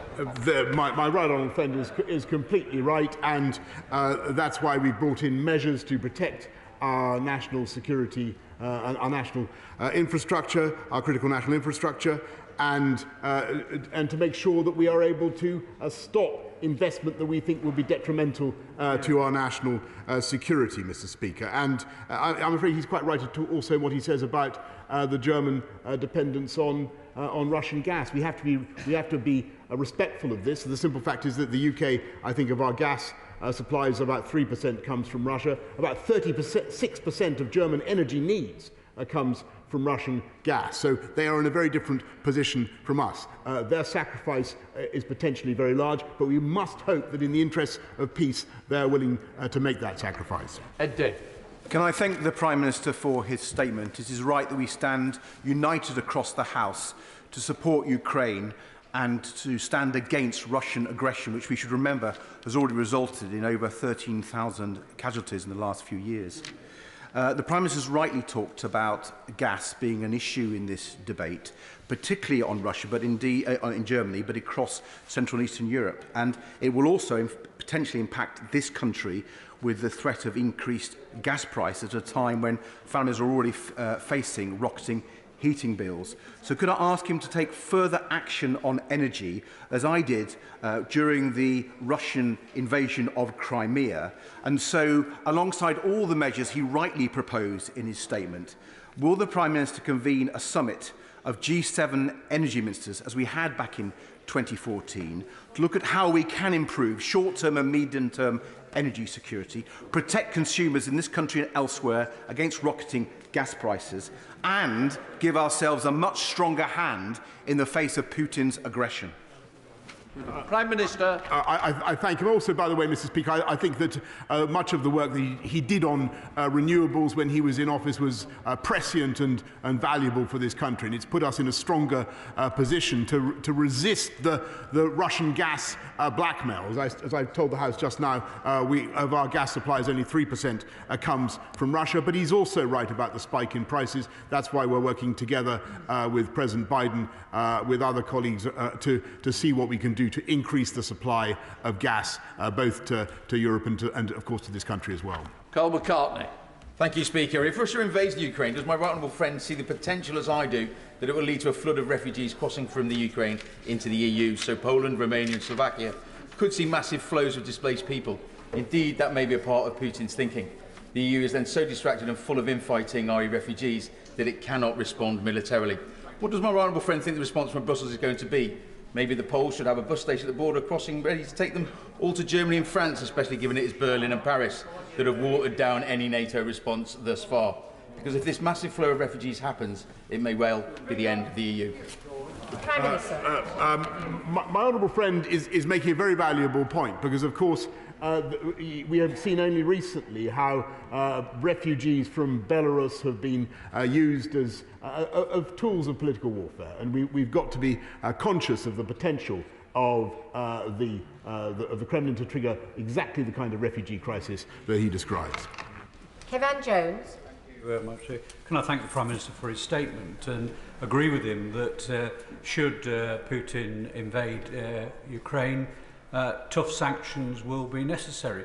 But the Putin regime relies and exists because it floats on an ocean of illegal and illicit finance, much of it that flows through the City of London. Yeah. Now, the Prime Minister just said that the UK has the strongest laws against such illicit money. I'm sorry, Prime Minister, that's just not true. Just look at what our allies in the United States are doing. Yeah. It is now time to attack that. That is the way to actually cripple this regime. And can you tell me when he is going to implement the Russia report and its recommendations? Because as my honourable friend from Rhondda said, if that needs emergency legislation to get it through, let's do it. Prime Minister. Madam Deputy Speaker, forgive me. I want to repeat what he's right that it's vital to guard against Russian dirty monies flowing through the world, and he's completely right in his analysis of the way the kleptocracy works. That's why we have the unexplained wealth orders. That's why we're bringing forward a register of beneficial interests, and we have a new corporate offence for failure to prevent tax evasion, Madam Deputy Speaker. And we will come down, and we do come down very hard on all those who are exploiting the City of London or anywhere else to wash dirty money. Mark Pritchard. I welcome the Prime Minister strongly underlining Ukraine's sovereignty and territorial integrity.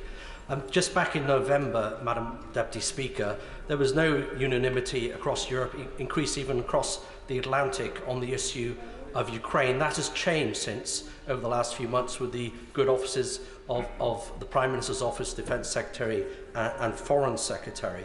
He mentions his conversation last night with Chancellor Olaf Scholz. The Germans are a critical part of all of this, both on diplomacy and defence. They are a key international partner and ally. We can do it with the Americans, we can do it with others, but it will be far more effective if we do it with the Germans.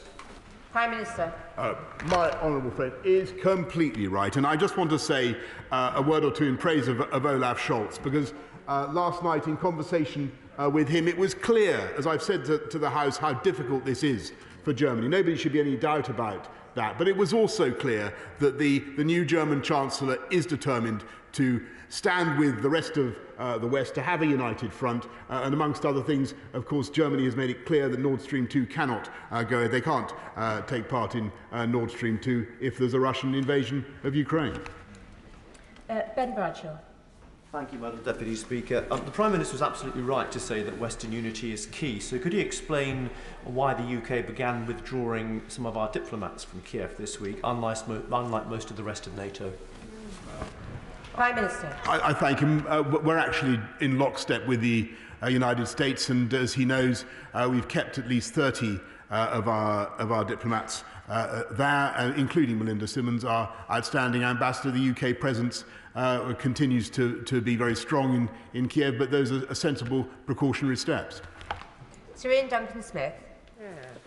Mr. Speaker, can I say to my honourable friend, first of all, I congratulate him and the Defence Secretary, the Foreign Secretary, for a very robust set of leadership with NATO and our European allies and with the United States. But does he not also agree that right now we are facing an even wider threat? Whilst it's Ukraine today, the powers of dictatorship have watched as we did nothing over Georgia, over Crimea, South Ossetia. And they've been encouraged. Even now, China is looking at Taiwan, watching what our reaction will be. Does he not agree now that we have to get our allies to recognize we must never put ourselves in the position when it comes to energy, such that we are dependent on these terrible regimes for our future? We need to get security in our energy now. Prime Minister. My right honourable friend is completely right in what he says about the need for us to guarantee the independence of our energy. That's why it's so vital that we're building our wind power and other renewables so fast, Madam Deputy Speaker. But he's also right in his analysis of what is happening. What Putin basically wants is to go back to the Yalta system of spheres of influence. And it's not just Ukraine, Madam Deputy Speaker, that he has his eye on. And therefore, this moment now matters for the whole geometry and security architecture of Europe, and we must stand firm. Order. Short and concise questions, please, because I will be finishing this statement at 2:20. Hilary Benn. Thank you very much indeed, Madam Deputy Speaker. The military reality is that President Putin knows that if he invades, he will not be facing NATO troops, and therefore the sanctions we put in place have to be the strongest possible. Is the Prime Minister not concerned that, given the answer he just gave about the Nord Stream 2 pipeline, the fact discussions are still continuing about exclusion from the SWIFT system, that we're not demonstrating determined, united resolve at the very moment where we need the credible threat of strong sanctions to try and deter him from invading Ukraine? Prime Minister. I thank him, and I think his point is very important. Actually, I think that we are making a huge amount of progress. And I want to thank my right honourable friend, the Foreign Secretary and Defence Secretary, for the work that they're doing, because I think we are bringing together the West on a very tough package, and that's what we need. Bob Stewart. Thank you, Madam Deputy Speaker. Can I remind the House that we do actually guarantee the sovereignty of Ukraine by having signed the Budapest Memorandum in 1994, along with the United States and Russia, and I think later France and even China. But could I ask my right honourable friend if he agrees with me that if we really economically and financially strangle Russia with sanctions, Russia could well become bankrupt, and this alone might be something to cause Mr. Putin to blink before he gives agreement to using military power and turning it into military force? Prime Minister. My honourable friend is completely right that we have the potential to do very serious economic damage to Russia. What we have to make sure, as everybody said on the call last night, is that we don't inflict damage on the Western economies, just as people are suffering in particular from high gas prices, and that's what we've got to do. Don't forget, he's quite right, 41% of Russia's GDP comes from oil and gas. Alison Toulis. Speaker, the truth about unexplained wealth orders is that only a handful of them have been issued, and the Registration of Overseas Entities Bill has now been waiting for 4 years for action. So when the Finance Bill returns to this House, will the Government bring forward measures to tighten up on the flow of dirty Russian money in the UK? Or is the truth really that he's perfectly content with this because so much of it appears to end up in Tory party coffers? Prime Minister. No, Madam Deputy Speaker, we do not accept foreign donations, as she knows very well. And what we will do is bring forward targeted sanctions, which I think are the most effective way of doing it, targeting the sanctions at the personalities that surround President Putin and making them understand the price that they will pay. Dr. Andrew Morrison. Madam Deputy Speaker, there's no public appetite for using UK combat troops in Ukraine, absolutely none, but we do have other tools in our toolbox. Is the Prime Minister contemplating using the full spectrum approach to cyber, including offensive cyber, that he talked about in March in connection with the integrated review? Prime Minister. Yes, Madam Deputy Speaker, the NCSC, the National Security Cybersecurity Centre, is indeed offering help to Ukraine for precisely that purpose. Russian cyber attacks, as the House knows, can be extremely damaging, and we can do a lot to help. Stephen Kinnock. Thank you, Madam Deputy Speaker. The government's position is that sanctions will be deployed against Russia if there is an incursion. But would the government consider deploying some sanctions now as a clear signal to Russia, and to say if President Putin stands down his troops and withdraws his forces, then further sanctions will not be deployed? Would that not be a more effective sequencing of the process? I thank him for his thoughtful argument. We already have, as I've said, Madam Deputy Speaker, we already have Magnitsky sanctions, various sanctions already in place on the Russian regime, sanctions in response to the siege of Crimea and Sevastopol, already in place, a wide variety of sanctions. I think what we need to do, if I may say so, is build up that instant automatic package of sanctions, of Western sanctions, that will come in automatically in the event of a single toe cap of a Russian incursion into more of Ukraine. Jackie Doyle-Price. Thank you, Madam Deputy Speaker, and I welcome the robust sentiment behind my right honourable friend's statement. And indeed, it's important that the unity across this House is expressed in opposition to Putin if we are going to make a reality of that. But my right honourable friend mentioned in his opening remarks Bosnia, and he will be aware of the sabre rattling happening in Republika Srpska, encouraged by Russia. He will also be aware that there is still occupied territory in Moldova. And could he reassure me that these areas are also under discussion with the Allies? Mr. Speaker, my honourable friend makes an excellent, Madam Deputy Speaker, I say, makes an excellent point. And this crisis around Ukraine is one that will be replayed across the whole map of Eastern Europe. Madam Deputy Speaker, if we fail now and if we don't stand up to Putin. She's entirely right about what she says about the Balkans. Jamie Stone. Thank you, Madam Deputy Speaker. Not just Ukraine. We have military forces in Estonia. Estonia is a member of NATO and a true friend of the UK. The Prime Minister said that if Russia invades Ukraine, we will then bolster up our NATO allies. Should we not have more forces in Estonia now? A very good point, Madam Deputy Speaker. I've been to see the 850 troops in Tapa, as I'm sure he has as well. They do a fantastic job in Estonia. What we're looking to do is potentially to increase our presence in the NATO southeastern flank as well. Bernard Jenkin.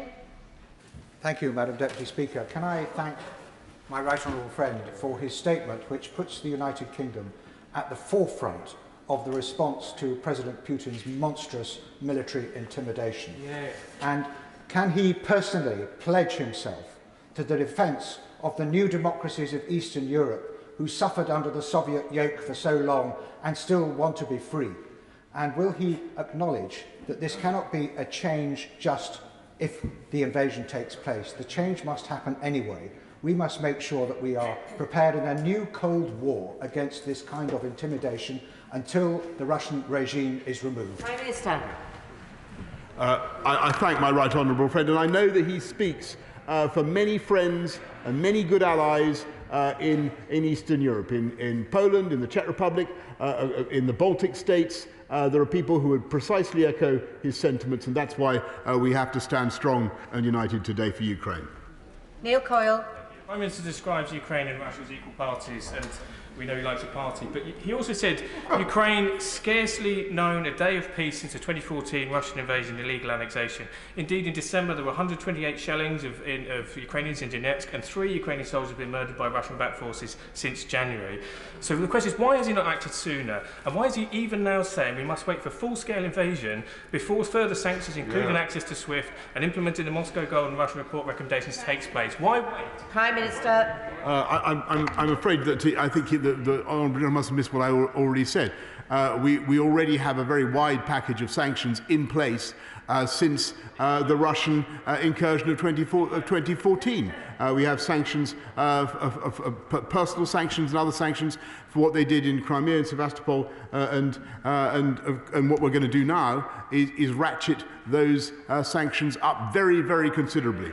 And I'm afraid he's not right in what he says about leaving Ukraine alone or abandoning Ukraine since 2014. Operation Orban, the UK has been out there in the front helping to train Ukrainian troops, 21,000 of them since 2015, Madam Deputy Speaker.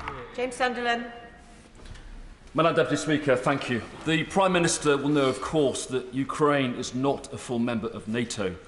But could I please ask him to comment on the feasibility of direct military action by NATO, notwithstanding that Article 5 does not apply?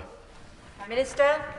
Well, I thank him very much, and I want to really to go back to the answer I gave to the right honourable gentleman for Bournemouth. I know that many people emotionally will want to commit NATO troops to the defence of Ukraine. We have UK troops there now. Members of the Ranger Regiment are going to supplement those we already have. But I have to say that there is no member of NATO that is currently willing to deploy in Ukraine in large numbers to fight Russian aggression in the way that he suggests. The best thing, and indeed we have to beware of doing things, Madam Deputy Speaker, that would constitute a pretext for Putin to invade. We have to calculate and calibrate what we do very carefully. And I think building a strong package of economic sanctions, continuing to supply defensive weaponry, and all the other things that we're doing, that's the right package. Stuart Hosey. Deputy Speaker, the Prime Minister said we have already declassified the compelling intelligence exposing Russian intent, and he said we will continue to disclose any Russian use of false flag operations or disinformation. How much of that declassified information will be made fully public so as to blunt or halt the spread of Russian disinformation by letting people who see it know that it's false before they decide to press the share or send button? Minister. Well, he makes an excellent point, of course, because it's very, very important that people in Ukraine and around the world should be able to trust the information that we're giving out. I've no doubt that the intelligence that we shared about the coup attempt in Kiev was right, or the people who are conspiring against the regime was right. But we will divulge as much of our sourcing as we can without compromising our intelligence sources. Alan Cairns. Thank you, Madam Deputy Speaker. We are all naturally alarmed and share concerns at the risks that people of Ukraine face, but take confidence from the Prime Minister's statement and actions in helping coordinate the Western response. But does my right honourable friend agree with me that NATO must always leave the door open for Ukraine joining? Yes. Prime Minister. My right honourable friend is completely right, and he puts his finger on the fundamental point and the thing that we cannot bargain away. A sovereign country must have the right to choose her own destiny, choose its own destiny. That's what Ukraine must have. Of course, the path to NATO membership will not be easy for anybody, and it's not. No one is saying that is going to happen immediately. But a country must be allowed to choose its own way forward, and that's what we're sticking up for. Stephen Farrow. Thank you very much. Any Russian invasion of Ukraine would be a very serious breach of the terms of the United Nations Charter. In 2014, the seizure of Crimea was discussed in the Security Council, I think, on 7 occasions, and eventually a resolution was passed through the General Assembly, which left Russia extremely isolated.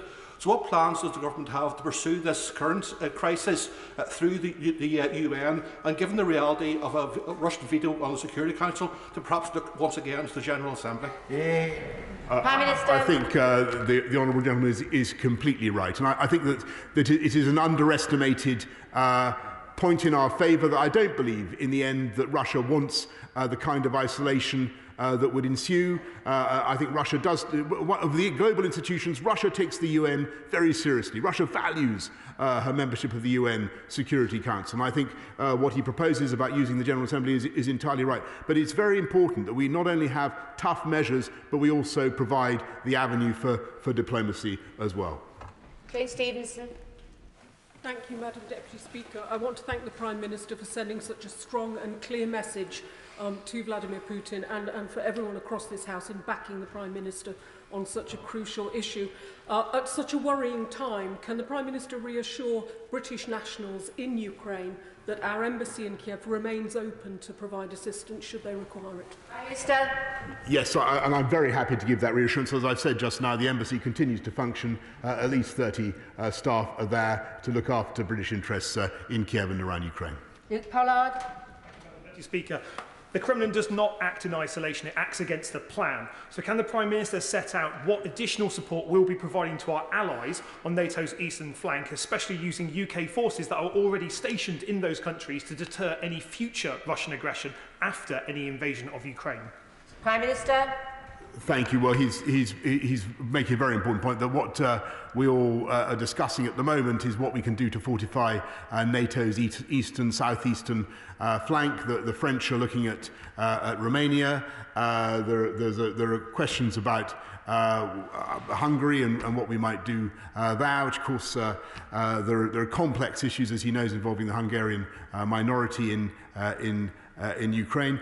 Everybody can see the need now to move NATO forces, particularly the Americans. You heard what I said about the 8,500 troops. They're getting ready to go to Europe. Everybody can see the need to fortify NATO's eastern flank. Richard Drax. Thank you, Madam Deputy Speaker. The diplomacy of the velvet glove must be supported by a steel fist if it's to be effective. Does this threat to NATO indirectly inform the Prime Minister that perhaps NATO must spend more money on its conventional forces, and in that regard would he reconsider the cut to our army of 10,000? Prime Minister. Madam Deputy Speaker, we have spent record sums on our wonderful army, and it is more agile, more lethal, more deployable around the world. That's why we're able to move at speed, to deploy not just in Estonia, but as I was saying to the gentleman opposite, we will look to move to other parts of NATO's eastern frontier as well. Jim Shannon. Thank you, Madam Deputy Speaker. Can I thank the Prime Minister, the MOD and FCDO Secretary of State for their resolute and strong stance. UK, NATO and USA have committed troops to the Balkan states, to Poland, and to combat and stop Russian aggression, similar support needs to be given to the Ukraine. In the pictures last week in the press, it showed the Ukraine militia training with wooden guns.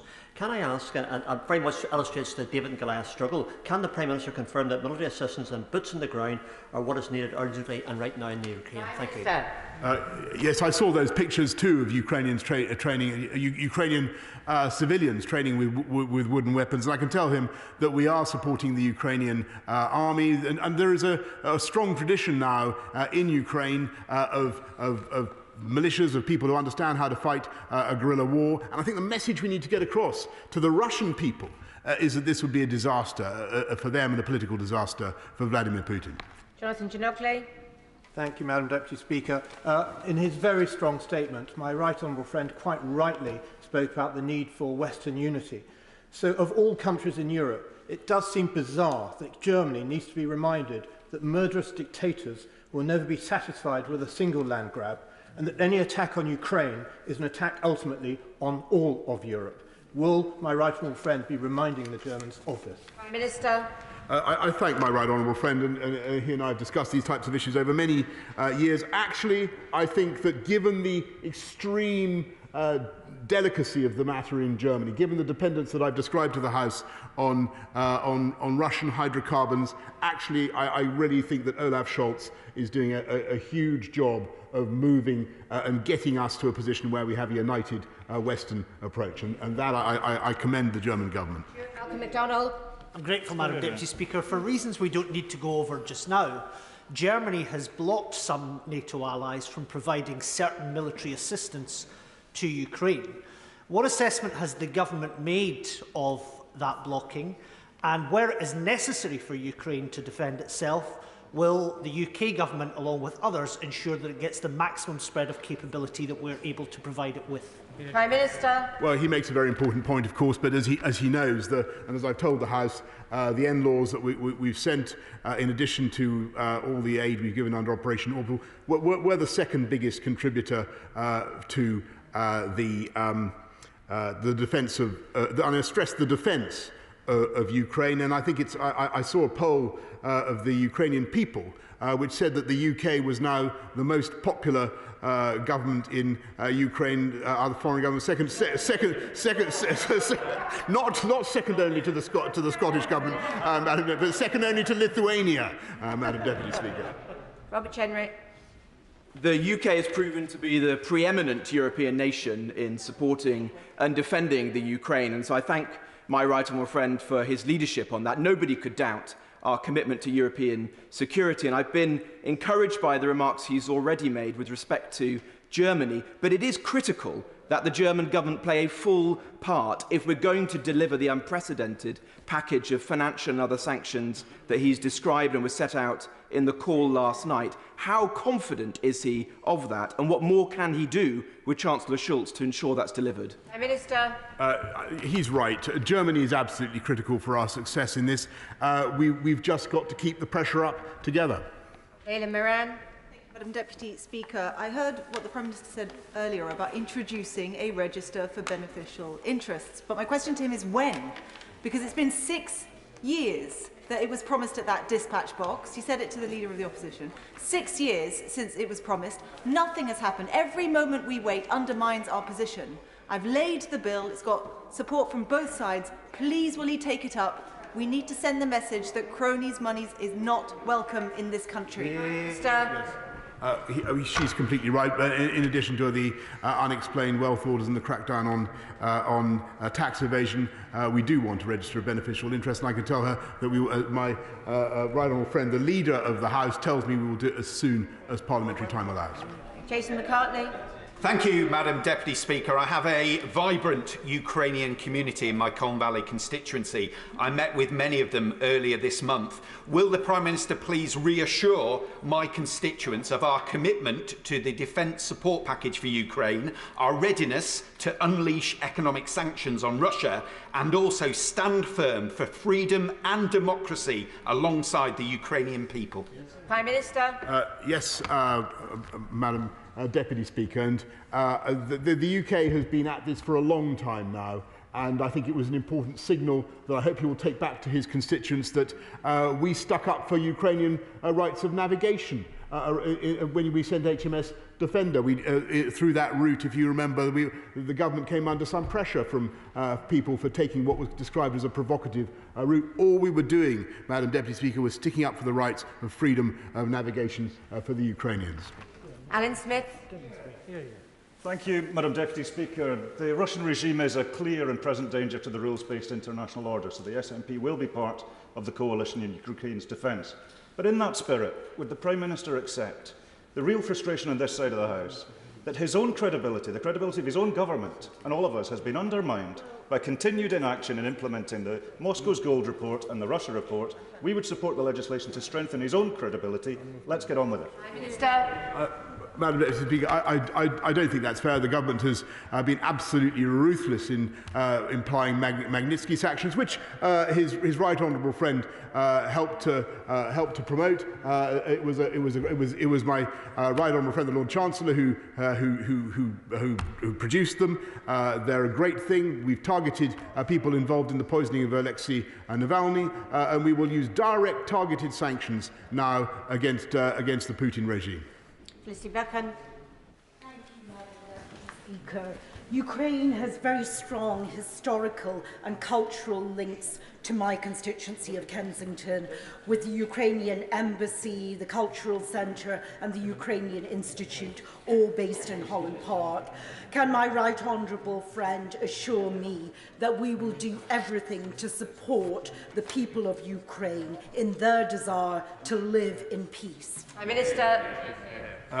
Yes, indeed, Madam Deputy. I'm familiar with the statue of, I think, St. Volodymyr in her constituency, and I know the amazing contribution of the Ukrainian community to our great capital, and I hope she will pass the message that we stand full square with them. Madam Kaiser. Thank you, Madam Deputy Speaker. A percentage of our natural gas comes from Russia, and Putin has already said that he'll turn off the taps if he deems Moscow to have been unfairly sanctioned by the West. My constituents of Airdrie and Shotts are already struggling with rising fuel costs, and that's why I voted in the SNP increasing cost of living debate yesterday. Does the Prime Minister accept that he must bring in a package of policies to help families pay for bills on the domestic front so that this international issue does not compound the problem? Prime Minister. Well, Madam Deputy, she's quite right to draw attention to the price spike in energy around the world. Actually, Russian gas only comprises 3% of the UK's gas supplies, but what we've got to do is mitigate the impacts on families of the costs of energy with the cold weather payments, everything that we're doing to increase the living wage, all the support that we're giving families throughout the winter and beyond. Sheriff Farah. Thank you, Madam Deputy Speaker, and may I commend my right honourable friend on his tough statement. The point has already been made about the disinformation that is coming from the Kremlin, but my right honourable friend will appreciate that a lot of that is targeted towards NATO itself. Would he use this opportunity to make it absolutely clear that NATO is a defensive organisation and that it should not in any way be construed as being offensive or threatening? Yes, I thank my right honourable friend, and he is so right, because that is the misconception, whether it is witting or otherwise. Russia persists in the fiction that NATO is somehow an aggressive alliance and a threat to Russia. NATO is not an aggressive alliance. Russia is not encircled by threats, and it is absolutely vital that we convey that to Vladimir Putin. And I think if he can understand that, that is the route to progress, and that is the diplomatic path that we've got to follow. Martin Dr. Hughes.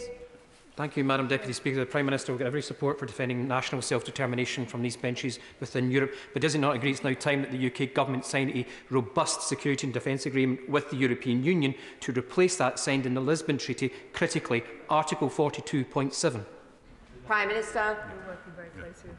I thank him. Actually, if you look at what's happening, in the conversation that I had last night with European partners comprised the vast bulk of defence spending in the West, and we work very closely with our European partners, as we do with all our NATO partners, and NATO remains the primary vehicle for our defence, and NATO is a very valuable interlocutor with Russia, and the NATO-Russia Council has proved its worth in the last few months. Philip Hollowbone. This is the wake-up call that NATO needs, so that all its members finally meet their obligations to spend at least 2% of their GDP on defence. Prime Minister. My honourable friend is completely right, because I think, as so many colleagues have said, this is not just about Ukraine. This is about the ambition of the Kremlin to seize this moment to try to reimpose a new order, a new security architecture in the European continent, one that we absolutely reject, Madam Deputy. We stand for the rights of free peoples everywhere to determine their own fate. That was the fantastic achievement of the end of the Cold War, the fall of the Berlin Wall, that high moment in 1990 when we had a Europe whole and free. That's what we're trying to protect. Last question, Margaret Ferrier.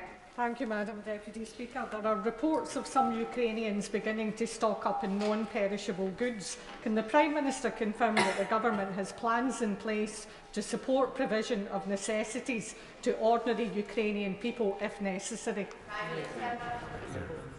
Of course, we will do what we can to provide economic support in the event of a disaster, but the most important thing we can do now is try to prevent that disaster from occurring. That is by unifying the West in the way that I've been describing this afternoon.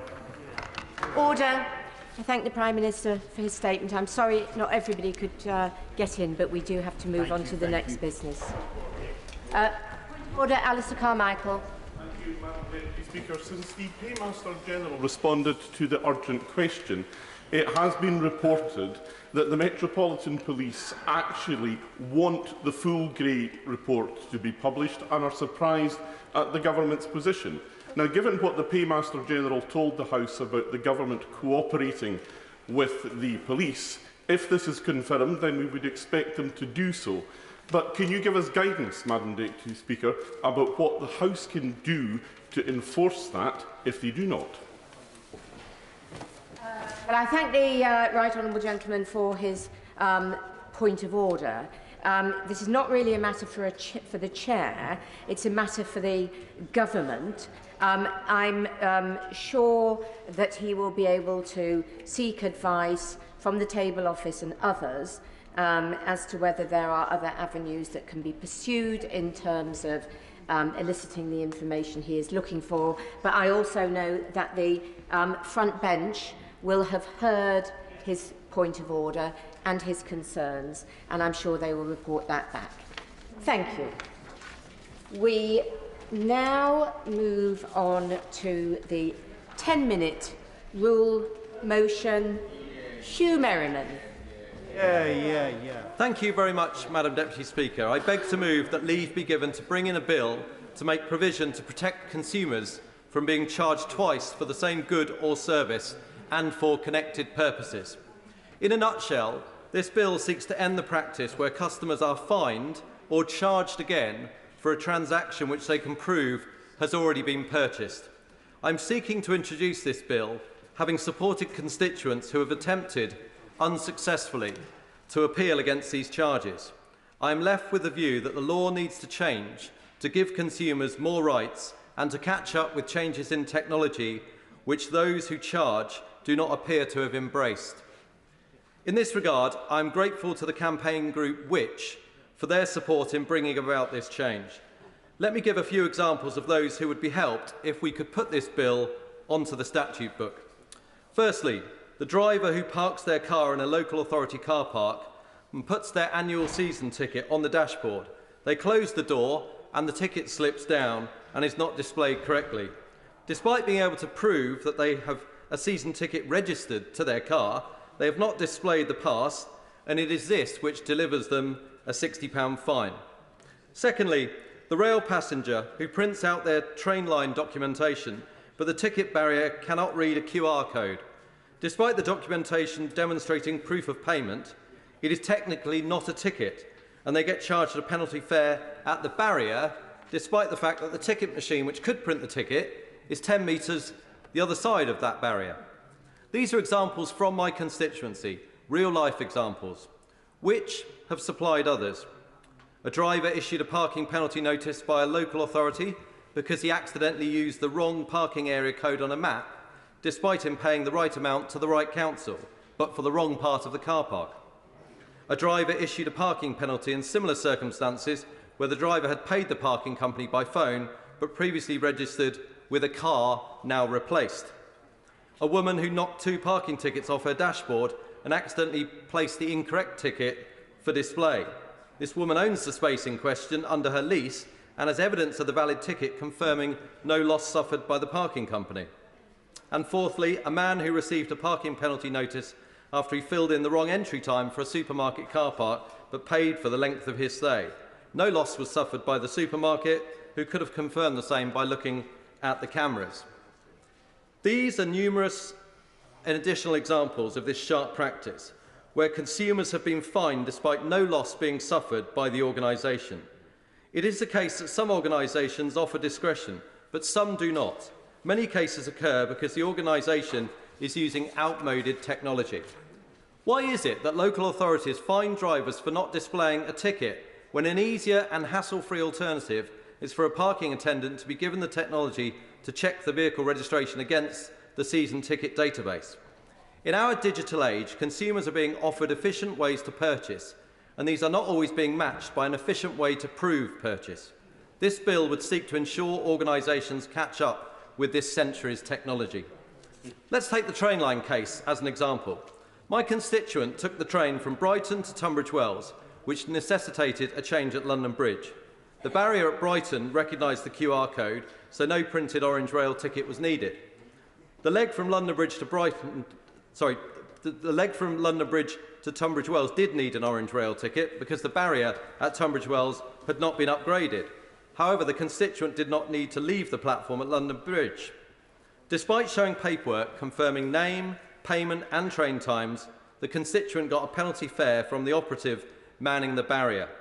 He could have walked 10 metres with her to the ticket machine and obtained the ticket there and then. Instead, he explained the constituent would be able to appeal the penalty fare. This did not succeed, and neither did an appeal to the fares regulator. In none of these circumstances and none of these examples did the service provider suffer any loss.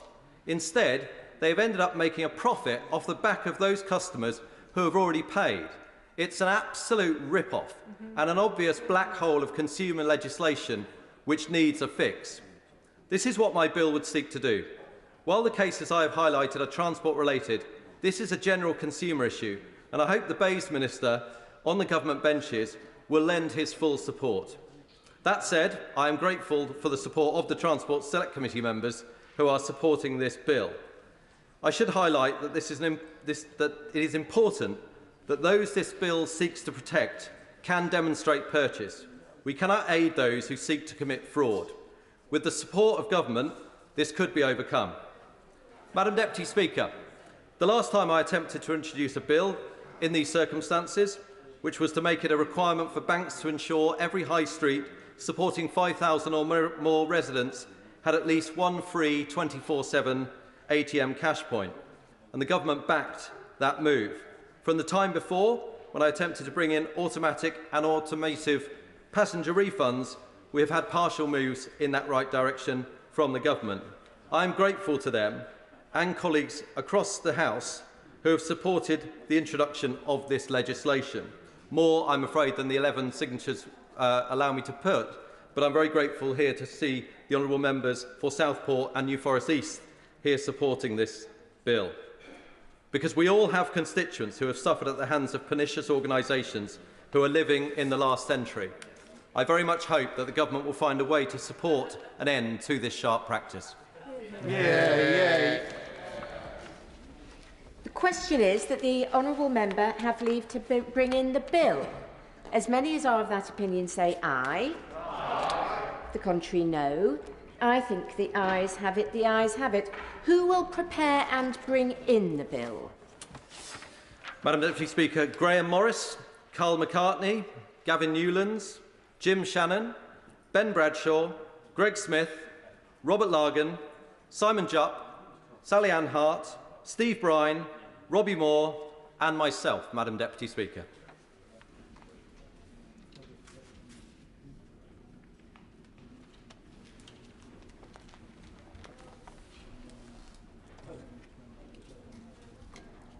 Hugh Merriman.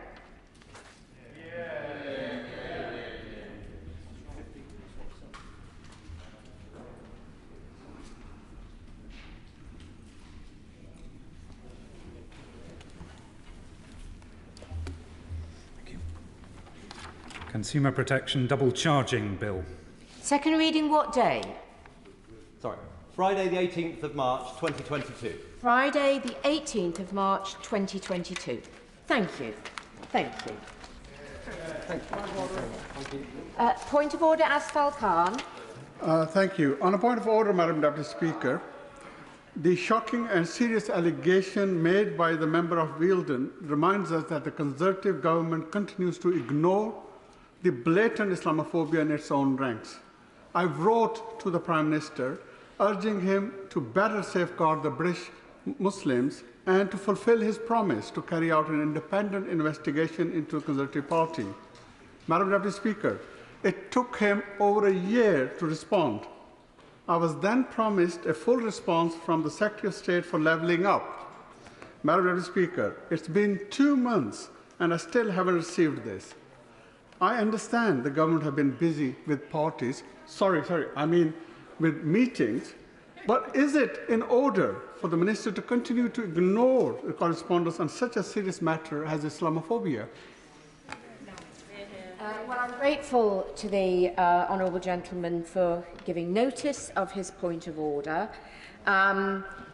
Ministers should reply to correspondence in a timely manner, and I do hope that the honourable gentleman receives a full reply to his correspondence quickly.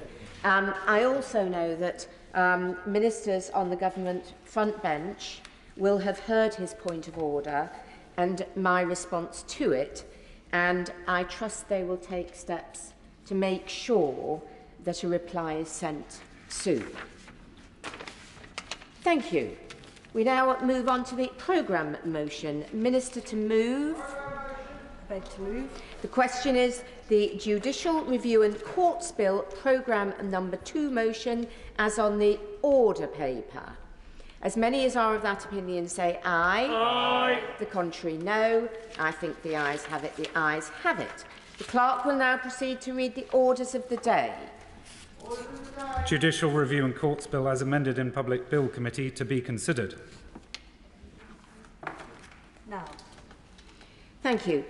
We begin with new clause 1, with which it will be convenient to consider the other selected new clauses and amendments as listed on the selection paper. New clause 4. Sorry, did I say new clause 1? New clause 4. I do beg your pardon. Before I call the Shadow Minister to move new clause 4, I would be grateful if when he stands there could be an indication by others standing of whether they wish to participate in these first group of amendments. Thank you. I call Shadow Minister Andy Slaughter to move new clause 4. I beg to move that new clause 4 be read a second time. And thank you, Madam Deputy Speaker. It's a pleasure to open this debate and to speak to the new clauses and amendments standing in my name and that of my honourable and right honourable friends. I'm grateful to the Government for their cooperation on the programme motion and to the Minister and his colleagues for the civilised way which we've argued the bill thus far. Unfortunately, they have not been persuaded by our arguments in committee, and so if there's no movement today, we will be voting against the bill on third reading as we did at second. We have issues with part 2 of the bill which will mainly be dealt with by my honourable friend for Stockton North in the second debate this afternoon, though I will deal in this group of amendments with our concerns on Chapter 4 on coroners and our proposed new clauses 4 to 6. But I will start with the amendments relating to Part 1 of the bill, which are the most numerous and which we find most needed to try and redeem this bill. There is a strong clue to our approach in that we have tabled Amendment 23 to leave out in its entirety Clause 1 of the bill, and I have signed Amendment 5, tabled by the Liberal Democrat spokesperson, to leave out Clause 2. In short, we see no merit at all in Part 1 of the bill and would strike it out. The purpose of judicial review is to determine whether public bodies have made lawful decisions and to provide remedies where they do not. The conceit of the government's approach, taken further in new clauses 8 and 9, tabled by the Right Honourable Member for South Holland and the Deepings, is that the courts are trespassing on the rights of Parliament, are substituting their own views for ours, and in some ways entering the realm of politics. We read that the Justice Secretary and the Prime Minister think the bill which was introduced by the previous Lord Chancellor, the Right Honourable Member for South Swindon, does not go far enough in clipping the judges' wings.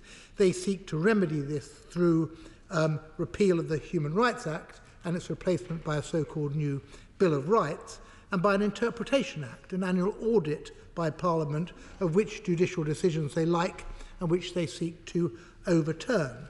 We say this is constitutionally wrong and a provocation. A better way to look at this role of the courts was set out by the late Lord Bingham in the case of Aon, the Secretary of State. Rejecting submissions from the then Attorney General in that case, Lord Bingham said, "I do not in particular accept the distinction which he drew between democratic institutions and the courts. It is of course true that the judges in this country are not elected and are not answerable to Parliament. It is also of course true that Parliament, the Executive and the courts have different functions, but the function of independent judges charged to interpret and apply the law is universally regarded as a cardinal feature of the modern democratic state, a cornerstone of the rule of law itself. The Attorney-General is fully entitled to insist on the proper limits of judicial authority, but he is wrong to stigmatise judicial decision-making as in some way undemocratic. We celebrate the role that judicial review plays in our Constitution. In the words of our Amendment 30, judicial review is of fundamental constitutional importance to the rule of law, the accountability of public bodies and the government in particular, access to justice and the protection of human rights, and that limitation on access to judicial review should only be imposed where strictly necessary and proportionate. Should the government prefer that wording to the existing Clause 1, that would be welcome. Failing that, we've tabled 11 further amendments which cumulatively or in the alternative seek to mitigate the worst effects of Clause 1. Clause 1 introduces suspended or prospective-only quashing orders and cements them with a presumption that these will be employed by the courts in most cases. The government-appointed independent review of administrative law, which was supposed to lay the groundwork for this legislation, did not recommend prospective-only orders and specifically disapproved any presumption as to their use. Prospective-only orders could deprive claimants of a proper chance of redress and would certainly create a chilling effect. What is the incentive in pursuing judicial review if the claimant themselves has no prospect of having the wrong righted? The presumption is the clearest, but not the only way Clause 1 seeks to fetter judicial discretion. Our remaining amendments seek to restore that discretion and to attack the most prescriptive parts of the clause. Amendment 24 provides that modified quashing orders will only be applied where, in the court's view, it is in the interests of justice and ought to be confined to those rare cases where a quashing order might cause, for example, significant disadvantage to third parties. Amendment 31 recognises that suspended quashing orders may be beneficial in some cases, but seeks clarity from the government on their intentions and what conditions they feel should be met when using this provision. Amendment 26 looks to preserve collateral challenge in the event that these modified quashing orders are used. Say, for example, delegated legislation during the coronavirus crisis, which created imprisonable criminal offences, was declared illegal by a court. If a court granted a prospective-only quashing order under the bill, it would make imprisonment legal before the remedy. A person accused could not argue before the criminal courts that the statutory instrument was invalid, because this subsection of the bill requires a judge to act as if it were valid. Amendment 26 seeks to protect a person's right to use the court's decision as a defence in criminal proceedings. Amendment 27, Madam Deputy Speaker, clarifies that any factors which the court considers are a matter for its own judgment, The current use of must instead of may directs the judge's reasoning and interferes with judicial independence and discretion. This is especially obnoxious as judicial review is discretionary and involves taking account of all the factors before the court. A court must be able to do justice on the facts, not be nudged to decide cases favourably to the executive. Amendments 33, 34, 35, 28 and 32 deal with the list of factors the bill requires the courts to consider when applying a quashing order. For example, Amendment 33 will remove a factor which would unfairly disadvantage the claimant. Amendment 34 recognises that a suspended or prospective-only quashing order can leave a claimant waiting for justice, and so this amendment asks the court to be mindful of a timely remedy. And Amendment 28 would remove the requirement to take account of actions which the public body proposes to take. For example, if a public body tells a court that they intend to carry out certain measures to fix a problem, a court may suspend the quashing order. But if the public body goes away and changes its mind on the actions it will take, the claimant again is left without a timely remedy. Amendment 28 will ensure that the court does not have to take account of the proposals made by a public body, and so a quicker remedy for the claimant ensues. Taking together, these amendments rebalance the proposal in Clause 1 in order to protect the rights of claimants. Amendment 29 clarifies that the principle of good administration includes the need for administration to be lawful. And let me finally, in addressing Clause 1, turn to Amendment 25. This amendment will remove the presumption that suspended or prospective-only quashing orders should be used, and instead favours an effective remedy being offered to the claimant so that justice is preserved. The presumption sets out in Clause 1, Subclause 9 of the Bill undermines the independence and discretion of the court. The presumption acts on a one-size-fits-all approach to justice and does not respect the judge's ability to assess the facts laid out in front of them in their courtroom and decide on a suitable conclusion. Amendment 25 also has a further protective factor that if Clause 1 is kept within the bill and suspended and prospective-only quashing orders are to be used, there would be a precondition that there will be an effective remedy. If there is a single step which would improve this part of the bill, save for abandoning it entirely, it is the removal of the presumption. For that reason, we would wish to test the House on Amendment 25 this afternoon and put it to the vote at the end of this debate. Turning to Clause 2, Clause 2 ousts the jurisdiction of the High Court in relation to what are called carte judicial reviews and removes the supervisory jurisdiction of the court over the tribunal system in those cases. For example, where the upper tribunal has refused the claimant the right to challenge a decision made in the first-tier tribunal not to allow an appeal of their earlier decision.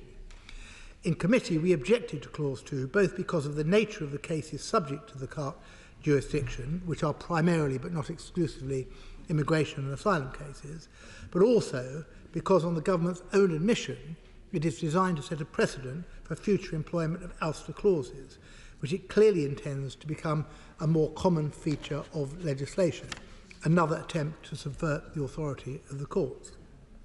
Unlike with Clause 1, there is little that could be done to improve Clause 2. You either like it or you don't, and therefore most commentators who are concerned by it think the only solution is to strike it down. That was also the view of both opposition parties in committee, and we see from Amendment 5 that it is also the view of the Liberal Democrats, whose amendment to leave out Clause 2 I have signed. Contrary to the government's narrative that carte judicial reviews are profligate, they are only allowed to proceed where there is an arguable case which has a reasonable prospect of success, that both the decision of the upper tribunal refusing permission to appeal and the decision of the first-tier tribunal against which permission to appeal was sought are wrong in law, and the claim either raises an important point of principle or practice, or there is some other compelling reason to hear it. So again, this is a mechanism to right a wrong. In the instance of carte judicial review, it is to be used when there has been a serious error of law in the first-tier tribunal and stops deserving cases slipping through the net. Carte judicial review is usually used for asylum or human rights cases. As all members will know from their casework, such claims are not only complex, but have serious consequences for the claimants and are often matters of life and death. The Independent Review of Administrative Law did favour doing away with carte JRs, but these recommendations were based on the wrong statistics of very low success rates, 0.22%. The government now admits that success rates could be 15 times higher, at 3.4%, although other analyses estimate 5% or even above 7%. In committee, I cited many compelling cases, which I do not have time to repeat here.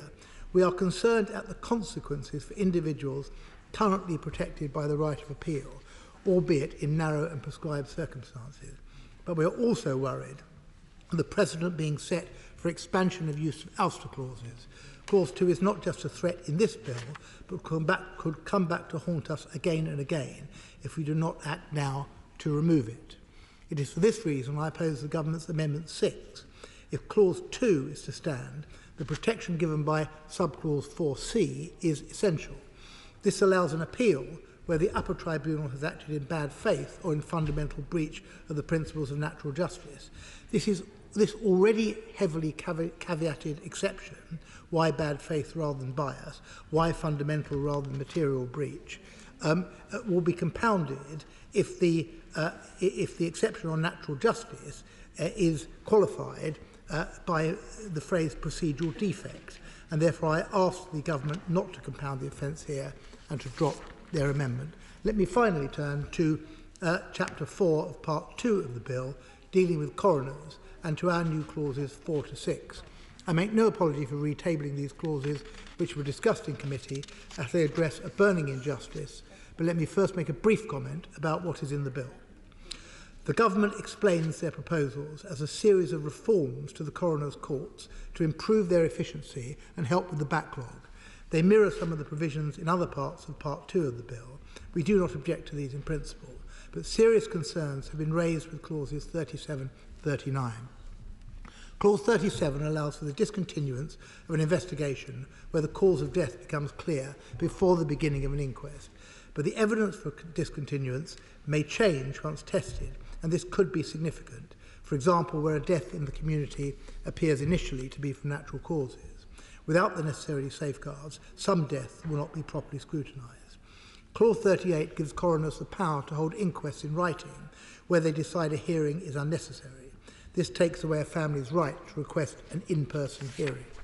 Clause 39 would enable remote attendance at inquest hearings. This has implications for the accessibility, transparency, participation and open justice. Taken together, clauses 37, 38 and 39 risk further entrenching levels of coronial inconsistency, which is a continuing problem in the coroner service, and they could exacerbate the difficulties faced by bereaved families who are not eligible for legal aid in navigating the inquest process. I hope we can return to these issues when the bill moves to the other place. What these clauses also do is draw attention to what is not in the bill. This bill does nothing to address the ongoing and deeply unjust inequality of arms in the coronial courts. It misses the opportunity to put bereaved people at the heart of the inquest system by providing non-means tested public funding for bereaved families at inquest where state bodies are represented. The current funding system for the bereaved at inquest is fundamentally unfair. State bodies have unlimited access to public funding for the best legal teams and experts, while families are often forced to pay large sums towards legal costs or represent themselves. Others have resorted to crowdfunding. This bill presents a timely opportunity to positively shape the inquest system for bereaved people by establishing in law the principle of equality of arms between families and public authorities and public authority interested persons. New Clause 4 would ensure that bereaved people such as family members are entitled to publicly funded legal representation at inquests where public bodies are legally represented.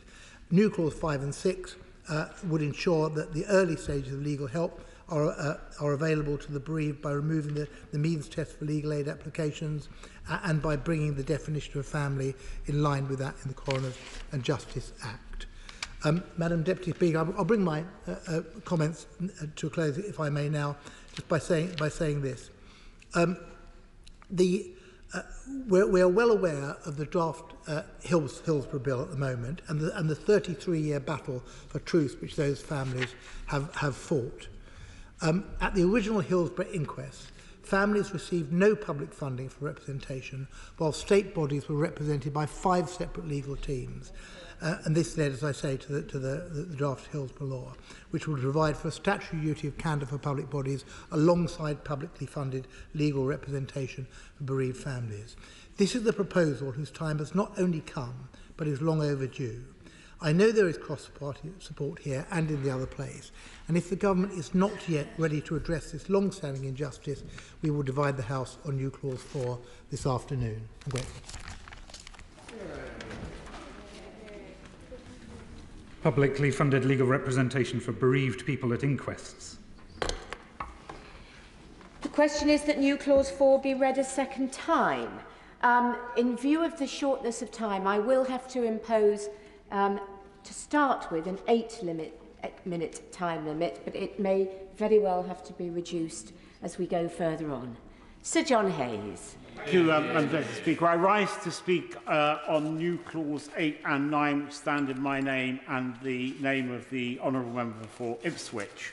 Those who served on the Bill Committee won't be unfamiliar with the arguments that I intend to address, as we rehearsed them at considerable length on that occasion, and the Minister knows well my concerns in general terms about this bill, that whilst it is a good start in dealing with the pressing issue of judicial review and how it has been distorted by recent judicial practice, it is only a start.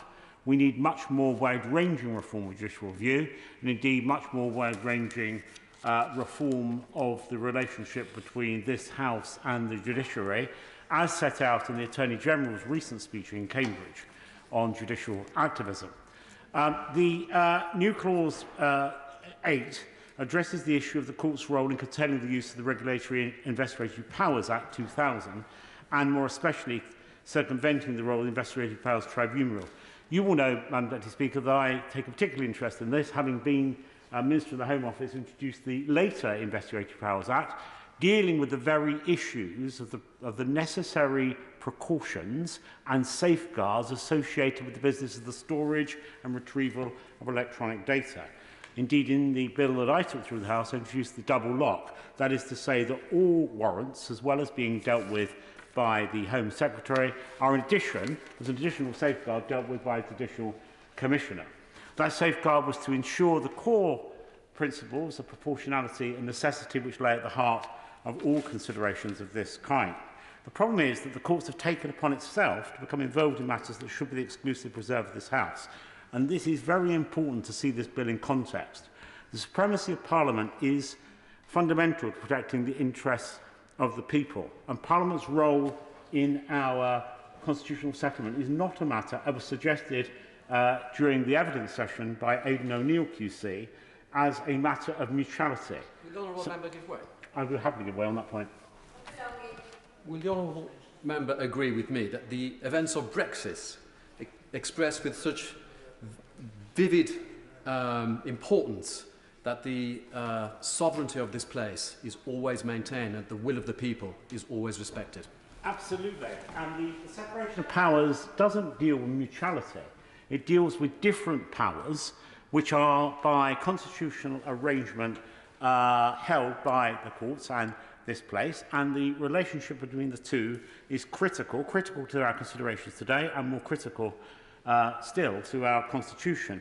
A.V. Dicey argued that the separation of powers confers on Parliament a dominant characteristic. Parliament consists of Her Majesty the Queen, the House of Lords, the House of Commons acting together, and therefore, as Dicey said, the principle of parliamentary sovereignty means neither more or less than this. In Dicey's words, Parliament has the right to make or unmake any law whatever, and further, that no person or body is recognised by the law of England as having the right to override or set aside the legislation of Parliament. This is precisely the point that my honourable friend makes. We need to reaffirm that principle in general, and this bill is an opportunity to do so. Any act of Parliament or any Parliament makes a new law or appeals or modifies law will be obeyed by the courts is fundamental to the role of this place and all of us, the people who represent, as my honourable said, represent the people and have a duty, not just a mission, a duty to reflect the will of the people. I happily give way to the honourable gentleman. But isn't it a point of judicial review to make sure that the government complies with the rules and restrictions that are set down by this Parliament? And restrictions on judicial review allow the government to ride roughshod over Parliament's views. Yeah, that's of course true, and that's why judicial review exists. Of course, he's right that there need to be checks and balances, but the problem is that it is wrong to use judicial review to perpetuate matters of high politics, to perpetuate debates that have been settled in the country and in this place. And what we heard from the Minister when we debated these issues at considerable length was that what was in effect happening is people were having, in his words, several bites of the cherry. So the debates were had been settled, and then people would come back to reopen those debates, to revisit subjects that had already been agreed. That is not the role of the judicial process, and it's certainly not the role of judicial review, and the bill goes some way to addressing that.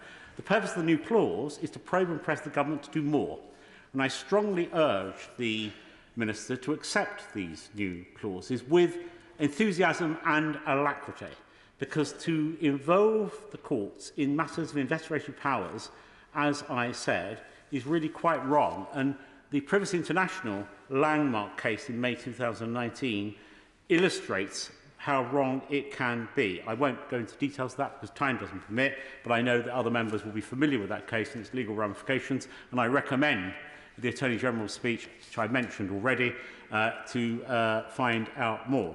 Richard Eakins QC, another person who gave evidence to the bill, the discussions on the bill, and wrote an excellent paper on these subjects for policy exchange, describes the Supreme Court's judgment in respect of that case as a very serious attack on some fundamentals of the Constitution. So for a very long time, it was not accepted that the court should become involved in the matters, the investigative powers, and particularly the tribunal. There was no possibility of judicial review some 19 years after that Act was passed, the 2000 Act. Honourable friend give one? I will happily give one. Yes, would my honourable friend confirm, my right honourable friend confirm, that these clauses would in effect have avoid judicial review departing from a narrow focus on a particular public act and becoming a free-ranging inquiry into government decision-making? Can he confirm that that would help in that? My right honourable learned friend makes the point more eloquently than I ever could, partly due to her expertise. The real point is that these particular cases have created the possibility of a much more wide-ranging, as she suggests, rebalancing, reappraisal, without public consent, by the way, or indeed probably not been consulted about it, of the relationship between courts and Parliament. And that's not good for the courts. We want to maintain the integrity of the judicial process by affirming the characteristic that they've long enjoyed, and which underpins the separation of powers. So on this particular, in this particular new clause, the government can do a great service not only to the cause that my honourable friend highlights, but also to improving this bill and in their own interest. The second new clause is new clause 9. It's important to understand this clause has two parts. Subsection 1 aims to limit the extent to which judicial review proceedings involve the testing of evidence and the resolution of disputing questions of fact. The traditional view is that judicial review proceedings are an inappropriate forum in which to solicit or test evidence because it is a supervisory jurisdiction which will focus on questions of law rather than questions of fact. But once again, what has occurred over time is the courts have strayed in to debates and inquiries about matters of fact rather than matters of law. The status quo that I described about fact and law prevailed for a very long time. But the role of the courts has altered, and furthermore, there's been a change in the application of judicial review in respect of evidence. The courts ought to be focused on the legality of decisions, as the honourable gentleman said, and whether it stands up to appropriate levels of scrutiny. That's the business of a judicial review. Judicial review is supposed to be a backstop, a check of the kind the honourable gentleman described in his intervention. But, well, I will give way very briefly. The difficulty I have with his argument is this. Where facts are in dispute, how can a court be expected to rule on a point of law without hearing evidence? The court can take evidence, but what it shouldn't be doing is fishing for further information of a wider variety, which opens up consideration of the original process, rather than checking whether that process was right and proper. It is a subtle difference, but a fundamental one in terms of the change in the way courts have gone about their business. Our new clause addresses this issue, as the Minister will know. Jonathan Sumption is the judge who, perhaps more than any other, has set out the proper function of the courts in relation to Parliament. In his brief lecture, he said it's the proper function of the courts to stop government exceeding or abusing their legal powers. That is absolutely what judicial review should be, but I fear that it's being compromised by the changes that are taking place as a result of judicial activism. So, mindful of the Attorney-General's advice on this, mindful of the fact that the government clearly are in tune with that advice, else they wouldn't have brought this bill in the first place, I urge them to accept the amendments to make this bill be as good as it can be. Rather than waiting for another bus to come along, we need to get on this one and get to the destination we all seek. SNP spokesperson Anne McLaughlin. Thank you, Madam Deputy Speaker. Much of this bill has no impact on Scotland, on our separate courts and legal system, so our amendments and my comments are focused on the parts that do, and that's primarily around judicial review. The parts of the bill I will address today aren't just bad, they're unnecessary, they're dangerous, and they lay the groundwork for the government to insulate itself and future governments from proper scrutiny and accountability. Something I'm sure is on their personal wish list given current events, but we ought to make policy for generations, for everyone, and not for one iteration of one political party. I sat for 11 sittings of the Bill Committee and waited for the government to persuade me that, for example, removing cart judicial review was necessary, but instead I heard odds and sods of anecdotal evidence, lots of legal jargon, and the phrase "three bites of the cherry" a total of 62 times, with the implication that somehow those using cart judicial review had greater access to justice, when it simply is not true. Cart judicial review is not saying, I don't like the decision you've come to, let's try again for a different judgment. It's looking at the situation where, first of all, a serious error of law may have been committed in the first-tier tribunal, and then the upper tribunal has failed to recognise and correct this error. It could be that the first-tier tribunal has failed to consider or misinterpreted the evidence, or that the facts are inconsistent with the decision. The point is, it happens. Mistakes are made, and cart judicial reviews provide a vital safeguard to correct those errors in cases where the stakes can be incredibly high. So rather than a third bite of the cherry, the reality is that the first bite wasn't even a slither. A mistake was made. And mistakes don't just affect the person in question, the ramifications are wider than that. Just as cart judicial reviews don't only give one person who's appealed the opportunity to have their case considered properly, but they also catch out errors and injustices that benefit the system as a whole. Cart judicial reviews have been used to ensure that disabled people are given the right benefit entitlement. They've stopped people being made homeless. They've prevented the deportation of people to countries where they faced certain death. I'm currently waiting to attend a first-tier tribunal on behalf of a family member, and with my knowledge of her and of the social security system, I am 100% certain of her entitlement, and equally certain it will only fail if a mistake is made when considering the evidence.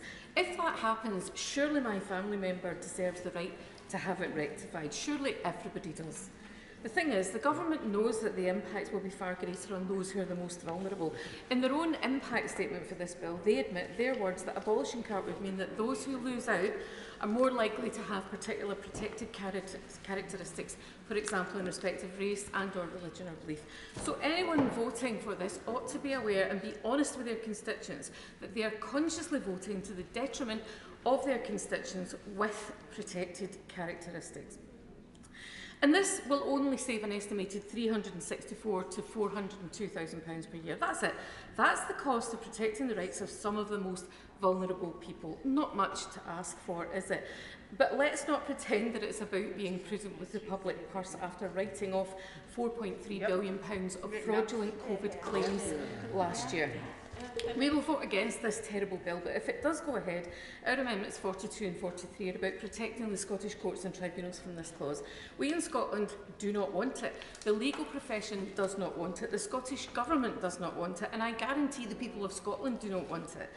This Government is trying very hard to demonstrate their alleged respect for Scotland in words, if not actions, as the Scottish Government lays the groundwork for an independence referendum. Some would say it's because of that independence referendum. Well, now is their chance. Now is the chance for every party in this place to show Scotland just how much respect they have for our separate and distinct legal system and our right to protect it and ourselves from this legislation. My final thoughts on Clause 2 are on the way in which the Government intends to make this happen, the legal framework. The Government says that the use of an ouster clause will set a precedent for removing certain areas or cases out of the scope of judicial review. Well, what does that mean? That means that in future they intend to cherry-pick areas they would rather not see judicially reviewed, which sounds every bit as dangerous as it is. The rule of law and the separation of powers are hallmarks of an effective democracy.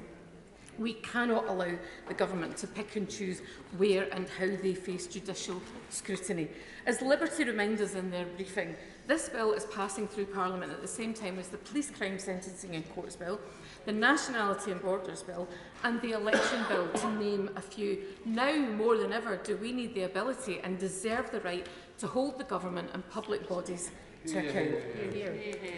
Clause 1 on suspended quashing orders and prospective-only remedies does not extend to Scottish courts and will not apply directly, but it will affect UK-wide legislation, which we are all subject to.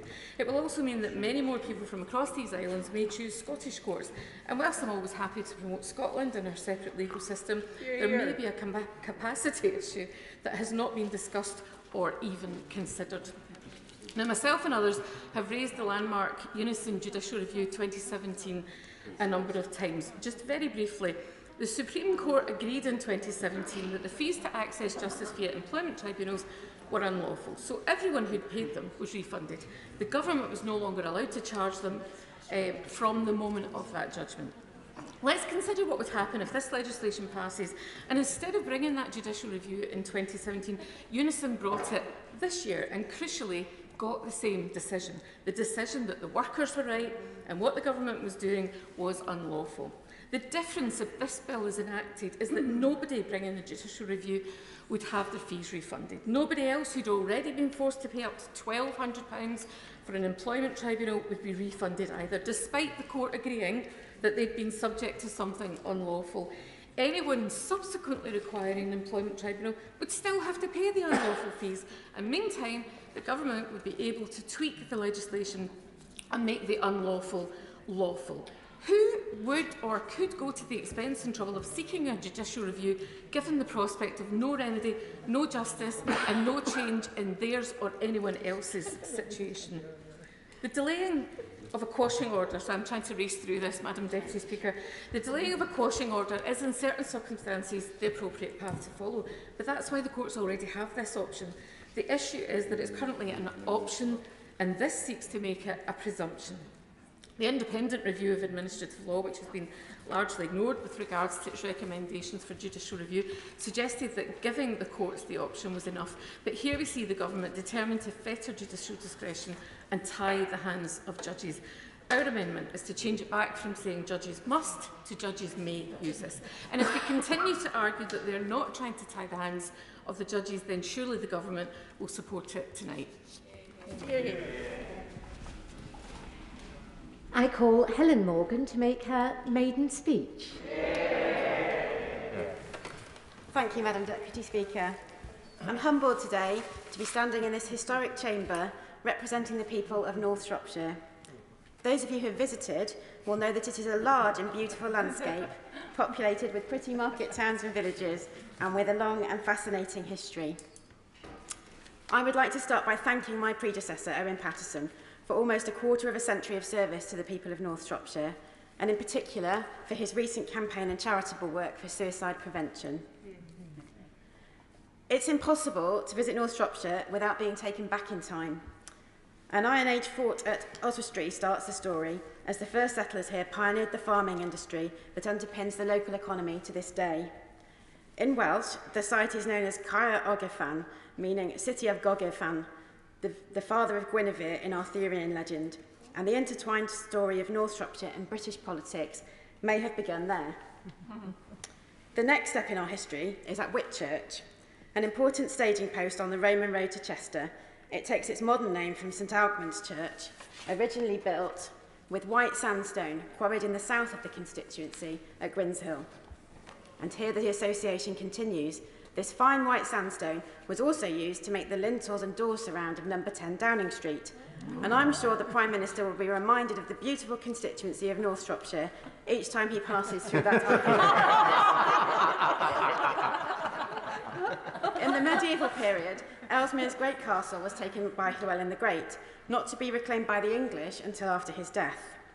Its remains are now largely confined to the earthworks they were built on.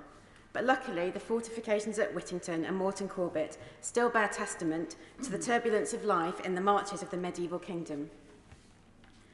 Internal strife has played its part as well.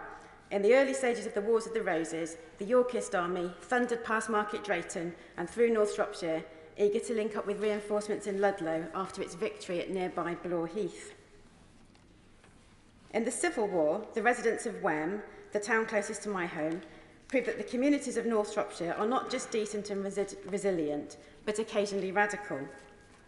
It was the first town in Shropshire to declare for the parliamentarians in the Civil War.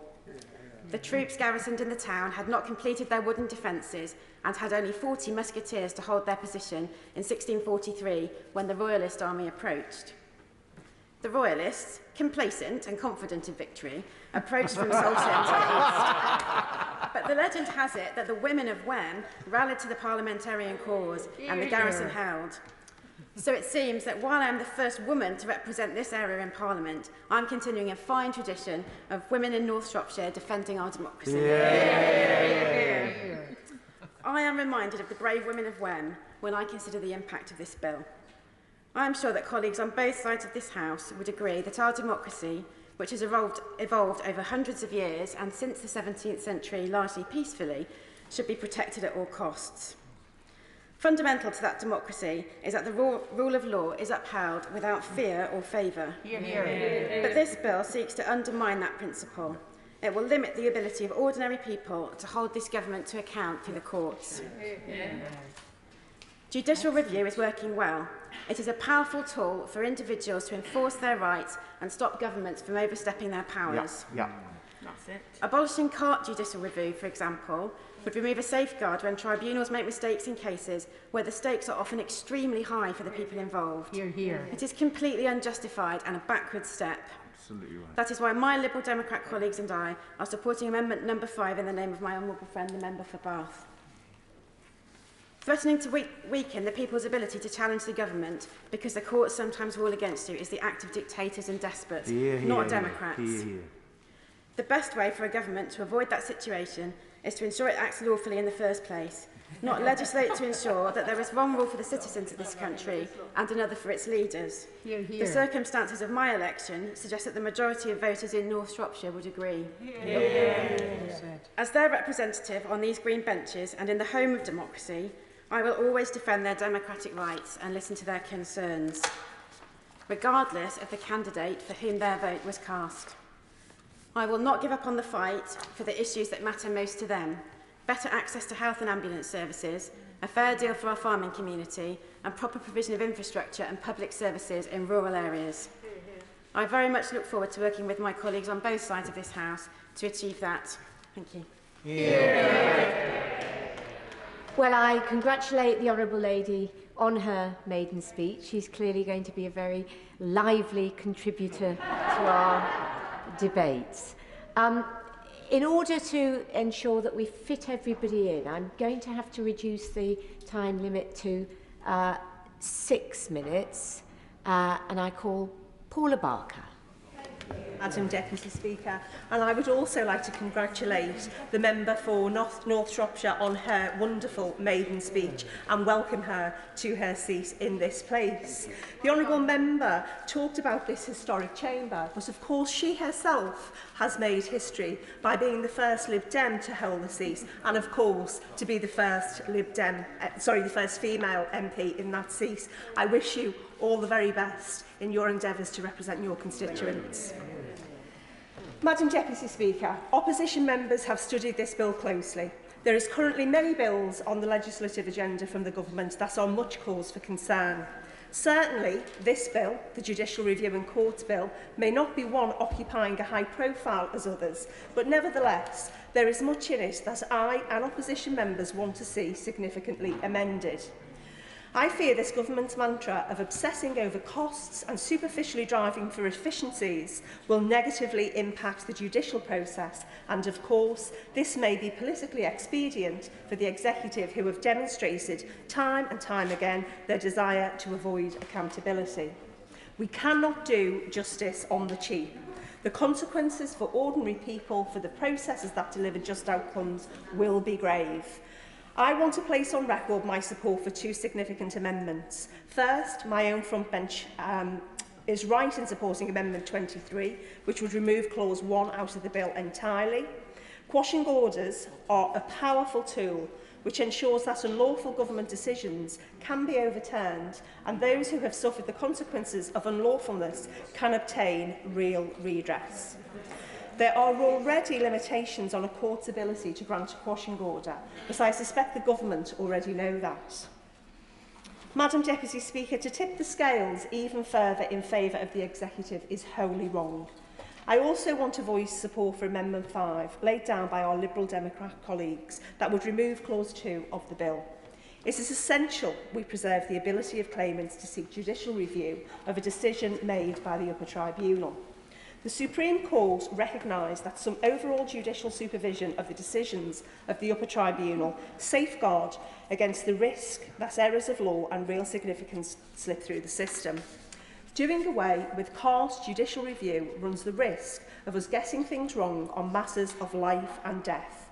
No matter how infrequently decisions are overturned, a safety net, rarely used, is still a safety net. In the words of Lord John Dyson, in asylum cases, fundamental human rights are in play, often including the right to life and the right not to be subjected to torture. Organisations like Public Law Project are clear. Coarse judicial review represents excellent value for money, despite the government's shallow arguments around cost. And according to the Public Law Project, the total cost saved by abolishing the court jurisdiction is estimated at £364,000 to £402,000 per year. Usefully, as they too have provided context, this amount represents less than the Department for Digital, Culture, Media and Sport spent on its art collection in the period 2019 to 2020, Madam Deputy Speaker. Part 1 of this bill represents a very real degradation of the rights and of the citizens and organisations to hold the executive to account.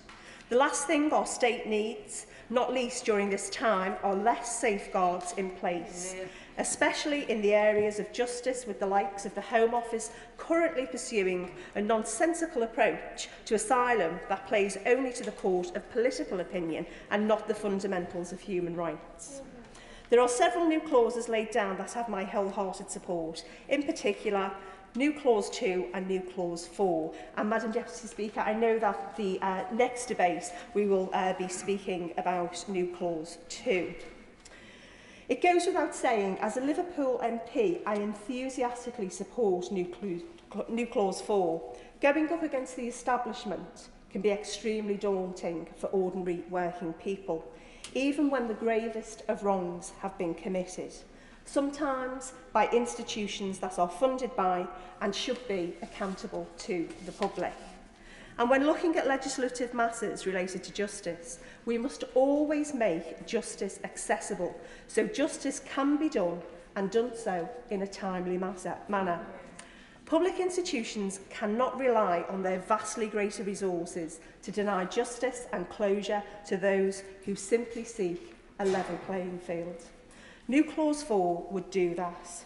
In rounding up, Madam Deputy Speaker, there's a lot of bad in this bill as it stands, and a lot that's not yet in it. The government should not be partisan when it comes to justice. Right and wrong supersedes political alliances, and for this, they should take seriously many of the amendments set out before us today. Thank you.